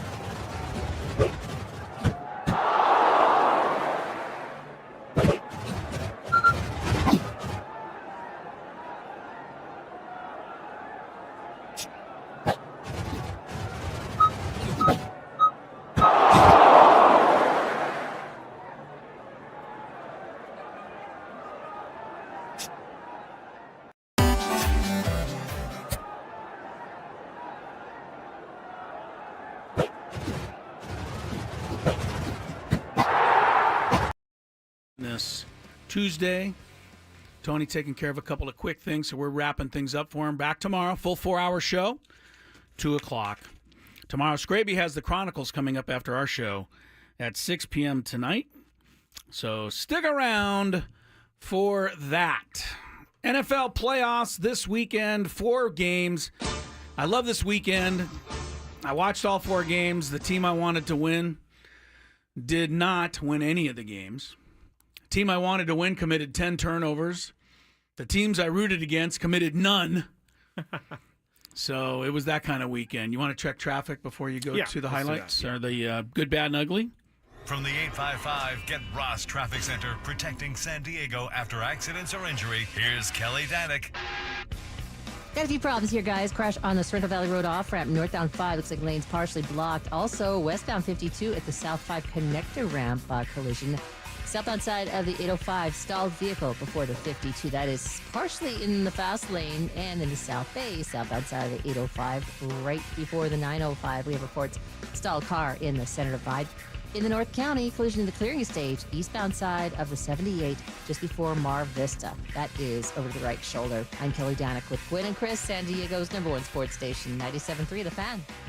All right, here we go. It started on Saturday afternoon. Houston Texans at the Kansas City Chiefs. I think we've already talked in depth about the ugly, but we'll start with the good. I know everybody loves to dislike this guy now because every time he makes a play, we have to see Taylor Swift. But if you don't recognize that Travis Kelce's the best tight end maybe in the history of the game, certainly for postseason, then you're not paying attention. 117 more yards, 7 catches, game-winning touchdown, a 49-yarder that set up another score. He's the second leading guy in all of these big categories in postseason history now, behind only Jerry Rice.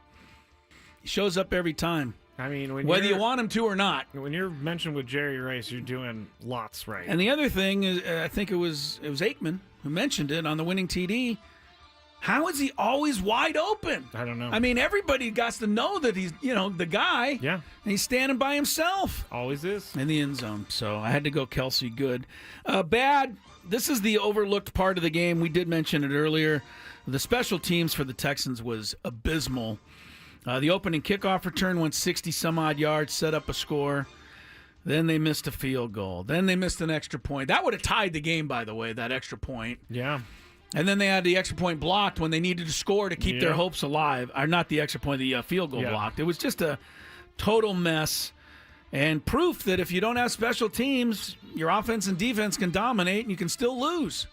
The Texans are an interesting team because they... I feel like they're going to be a good team, but I don't know that DeMeco Ryans is like he's pushing the right buttons. I don't think he's pushing those right buttons. You got to dot the I's and cross the T's, and they just did not do it. It cost them. They outgained Kansas City by 124 yards. Wasn't even really close. Yeah, not even close. And the Texans were 10 for 17 third down.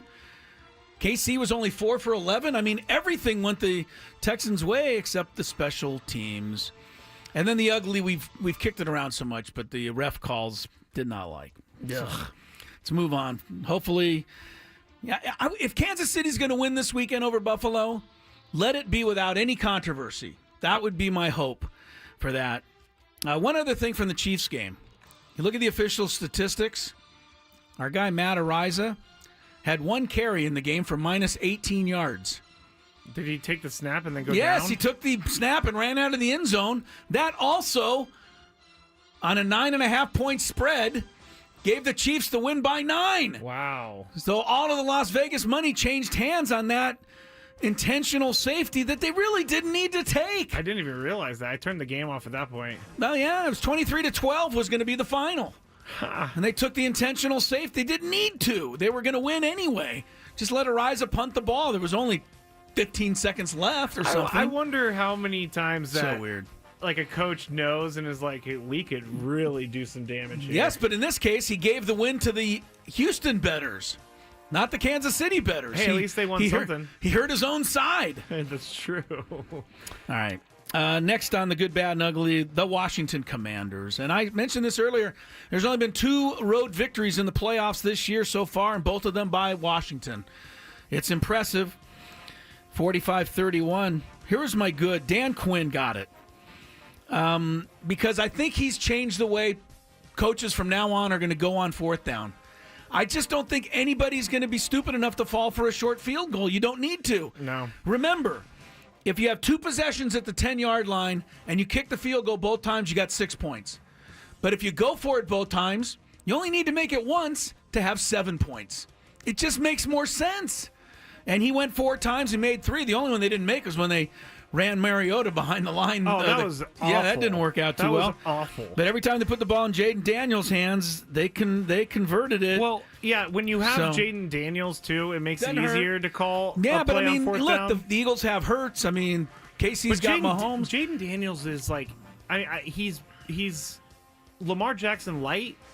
You get him outside, he'll find a way to get that first down. I'm telling you, I don't think you're going to see a lot of field goals moving forward. Unless you're the Dolphins, then they'll kick 19-yarders all weekend long. There it is, everybody. There it is. All right, good. This is not bad. This is badass. Oh. And that was Jaden Daniels. I had to get him in there somewhere. The guy just did so impressive. I thought, doing it one game against Tampa Bay was one thing, but he came right back and played even better this game. Yes. His poise, his decision-making, his accuracy. No rookie has ever started the Super Bowl before. You want to bet against him? No. I don't know if you do. I know the Eagles are going to be home, but They got to figure out a way to stop him. The last time the two teams played, he threw 5 TDs against the Eagles. I mean, this guy is on fire right now. He looks so good. Do you think the Commanders going to the Super Bowl is a good thing? I don't know that it's a good But thing. I don't know that the Eagles going is any great thing. I mean, I think the big deal. Eagles will because make it of a better Barkley, game against Bills or Chiefs, I don't know. Jaden Daniels seems like he's going to be right there with anybody right now. I agree. So we'll see how it turns out. We'll talk more about the upcoming games later in the week. The ugly for this game was Detroit's NFL playoff pedigree. That's what's ugly. Blame the curse of Bobby Lane. You know who that is at all, Skraby? I don't know. He was the championship quarterback in 1957 when the Lions last won. But he partied his way out of town, and they traded him to Pittsburgh in 1958 after he won it. And he was so ticked off, he said, the Lions will not win another championship for 50 years. That was the curse of Bobby Lane. Guess what? He misdiagnosed it. It's been 67 years. So that keeps on going. The Lions just never do it in the playoffs. I mean, and they really laid a pretty good egg for the offense that they have to turn it over 5 times and, struggle the way they did against, Jaden Daniels. I mean, injuries aside, got to force at least one punt somewhere along the line. You have to. So I understand, yeah. I know that Lions fans are saying the defense was very injured, but the offense didn't play well either. No, offense was not good. Like Jared Goff, I feel bad for him, honestly. But he had a bad game. He had a bad game, and he really, of course, he might have been, a little woozy after that hit. Oh, he got laid out. Yes, that was a huge hit. Yeah, that was like one of those hits where I'm like, man. Could you imagine I missed those hits. Could you imagine that block against Mahomes? It'd be a 45-yard penalty. Don't even get me started. I know. They would arrest the man who did that. Send him to jail. What's his name? Roger Goodell would come down on the field with handcuffs. Oh, he would. And put the guy away for good. Of course. Yeah. And then Patrick Mahomes will run out of the locker room with an American flag after he just got a new leg. 5 minutes later. All right, into the next game. Philadelphia beats the Rams 28-22. The good had to be Saquon's. 205 yards. Actually, Rams held him to 205 after the last game was 250. Yeah. I wanted to give it actually the Eagles' offensive line because they kept opening up these holes. I don't know that Barkley was ever touched, but I couldn't give it to the offensive line because they gave up like 7 sacks. They gave up a lot, yeah. But the run blocking was pristine. And I thought the other guy who was kind of clutch for the Eagles was their kicker, who made 3 field goals right into the teeth of the snow. Jake Elliott. But then he missed 2 extra points, so I couldn't give it to him either. So I had to go with Barkley. My goodness, he was good. You got a highlight of this one? Yeah, let me go. All right, just for some fun, let's go. Oh, sorry, I wasn't ready. You lost it? We said... I told you I couldn't find I know, you said we didn't have it. It's not your fault. It's not your fault. Let me just get 1 second. I want to hear one highlight here, if we can get it. All right, here's a 78-yard touchdown run in the snow. Yeah. Wide open, you keep running. 118 yards, and adding to it. There goes Barkley into the clear, through the snow, all the way home. He's hit another home run against the Rams. Yeah, but really the offensive line hit that home run. I mean, he just ran right through. Hey, he's doing what he's paid to do. He's doing what he's paid to do. Yeah. He was pumped up. He was hitting his head. And he was upset at Verse, the Rams. The first time. Defensive line. But I'll tell you what, Verse played a hell of a game. He did. For the Rams. Just not enough. And he did something that I love. He said he hated the Eagles, and he hated the Eagles fans, and he went in there, and he was willing to face it all. And he did. And he faced the music. Pretty darn good. He played well. The bad in this game is a little controversial because the bad to me was that Jalen Carter was one of the heroes. Uh-oh. Karma was asleep here. I know that Jalen Carter's karma can't last forever, but I can't watch this guy get the winning sack and a key fumble strip without going back to him racing cars at Georgia and having one of his best friends die in the accident. It's really difficult for me to look past it. So I know there's that. I don't want to pick on the guy any more than I have to, but they got to let him, I guess, still live his life. I mean, I don't know. Would somebody else have gone to jail for a piece of time? I'm not, again, it's a little controversial. I get it. I mean, they don't say anything about it on the broadcast. No, nothing. Yeah. Yeah. I mean, a kid died. It wasn't 100% because of Jalen Carter. No. The other kid had to drive fast, too. Yeah. But, all right, on to the ugly. It wasn't ugly. It was beautiful. Give me the great snow like that anytime. I just can watch it all night long. I love it. This was the perfect soft snow that built up. It piled up to where you couldn't see the yard markers. They had to superimpose the numbers. I just love a snow game like this, and I wish they had more of them. Yeah. And it was better than the Baltimore-Buffalo game because that game was a little more icy. Wasn't that soft snow? This was snow, man. It was like perfect. The fluffy snow that we all think about. Loved it. And that. We've had some good snow games this year. We had Pittsburgh, Cleveland. One. Yeah. 49ers, Buffalo, I think, was a snow game. Yeah, Buffalo was really good. Yeah, that was the game that McCaffrey got wiped out. All right, final game, good, bad, and ugly. Buffalo 27, Baltimore 25. Here's who I went with good. Matt Milano. He was the Bills linebacker that was responsible for spying against Lamar Jackson. Oh, good call. And look, we know what Lamar Jackson can do when he takes off. Buffalo had a really interesting game plan. I don't know if you caught it. Tony Romo diagnosed it well. They rushed everybody to the left and then knew that Jackson would run to the right, and then they had Milano waiting for him. I did see that part. And Tony Romo did a great job of, pointing that out. Jackson finished with 39 yards, a long of 16, so he only really broke loose one time. That's a big key to beating Baltimore. Mm-hmm. And I give Matt Milano a lot of credit. He didn't do it by himself, but he was the guy.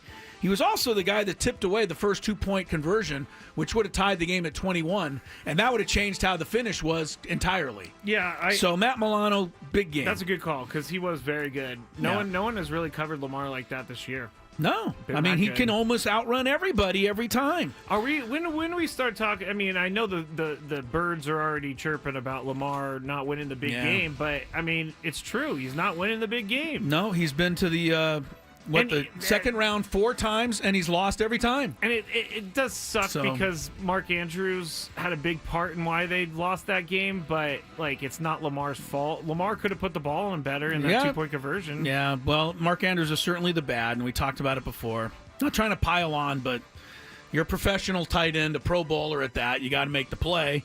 He also had the fumble, dropped the pass earlier in the game. It just was a long night for Mark Andrews. Derrick Henry dropped the pass earlier in the game. He did. Lamar Jackson underthrew it. There was a lot that happened. And that's in that a fair point. Lamar Jackson's last pass, he kind of babied it over there. Yeah. And it sunk down to around his knee level. He had to go down. Yes, and instead of just being ground. Right in his breadbasket. It was not easy. No. I mean, it's a professional I should catch, make it. But the ugly for this game was the turnovers for Baltimore. Andrews' fumble was bad enough, but I'm going to pick on Lamar here. His interception in the first quarter was absurd. I don't know where he was going with that ball. Just threw it up.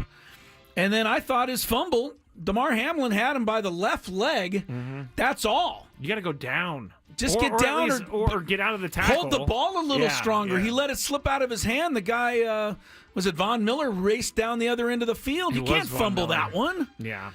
So, you're right. Lamar got to take a lot of the heat for this loss as well.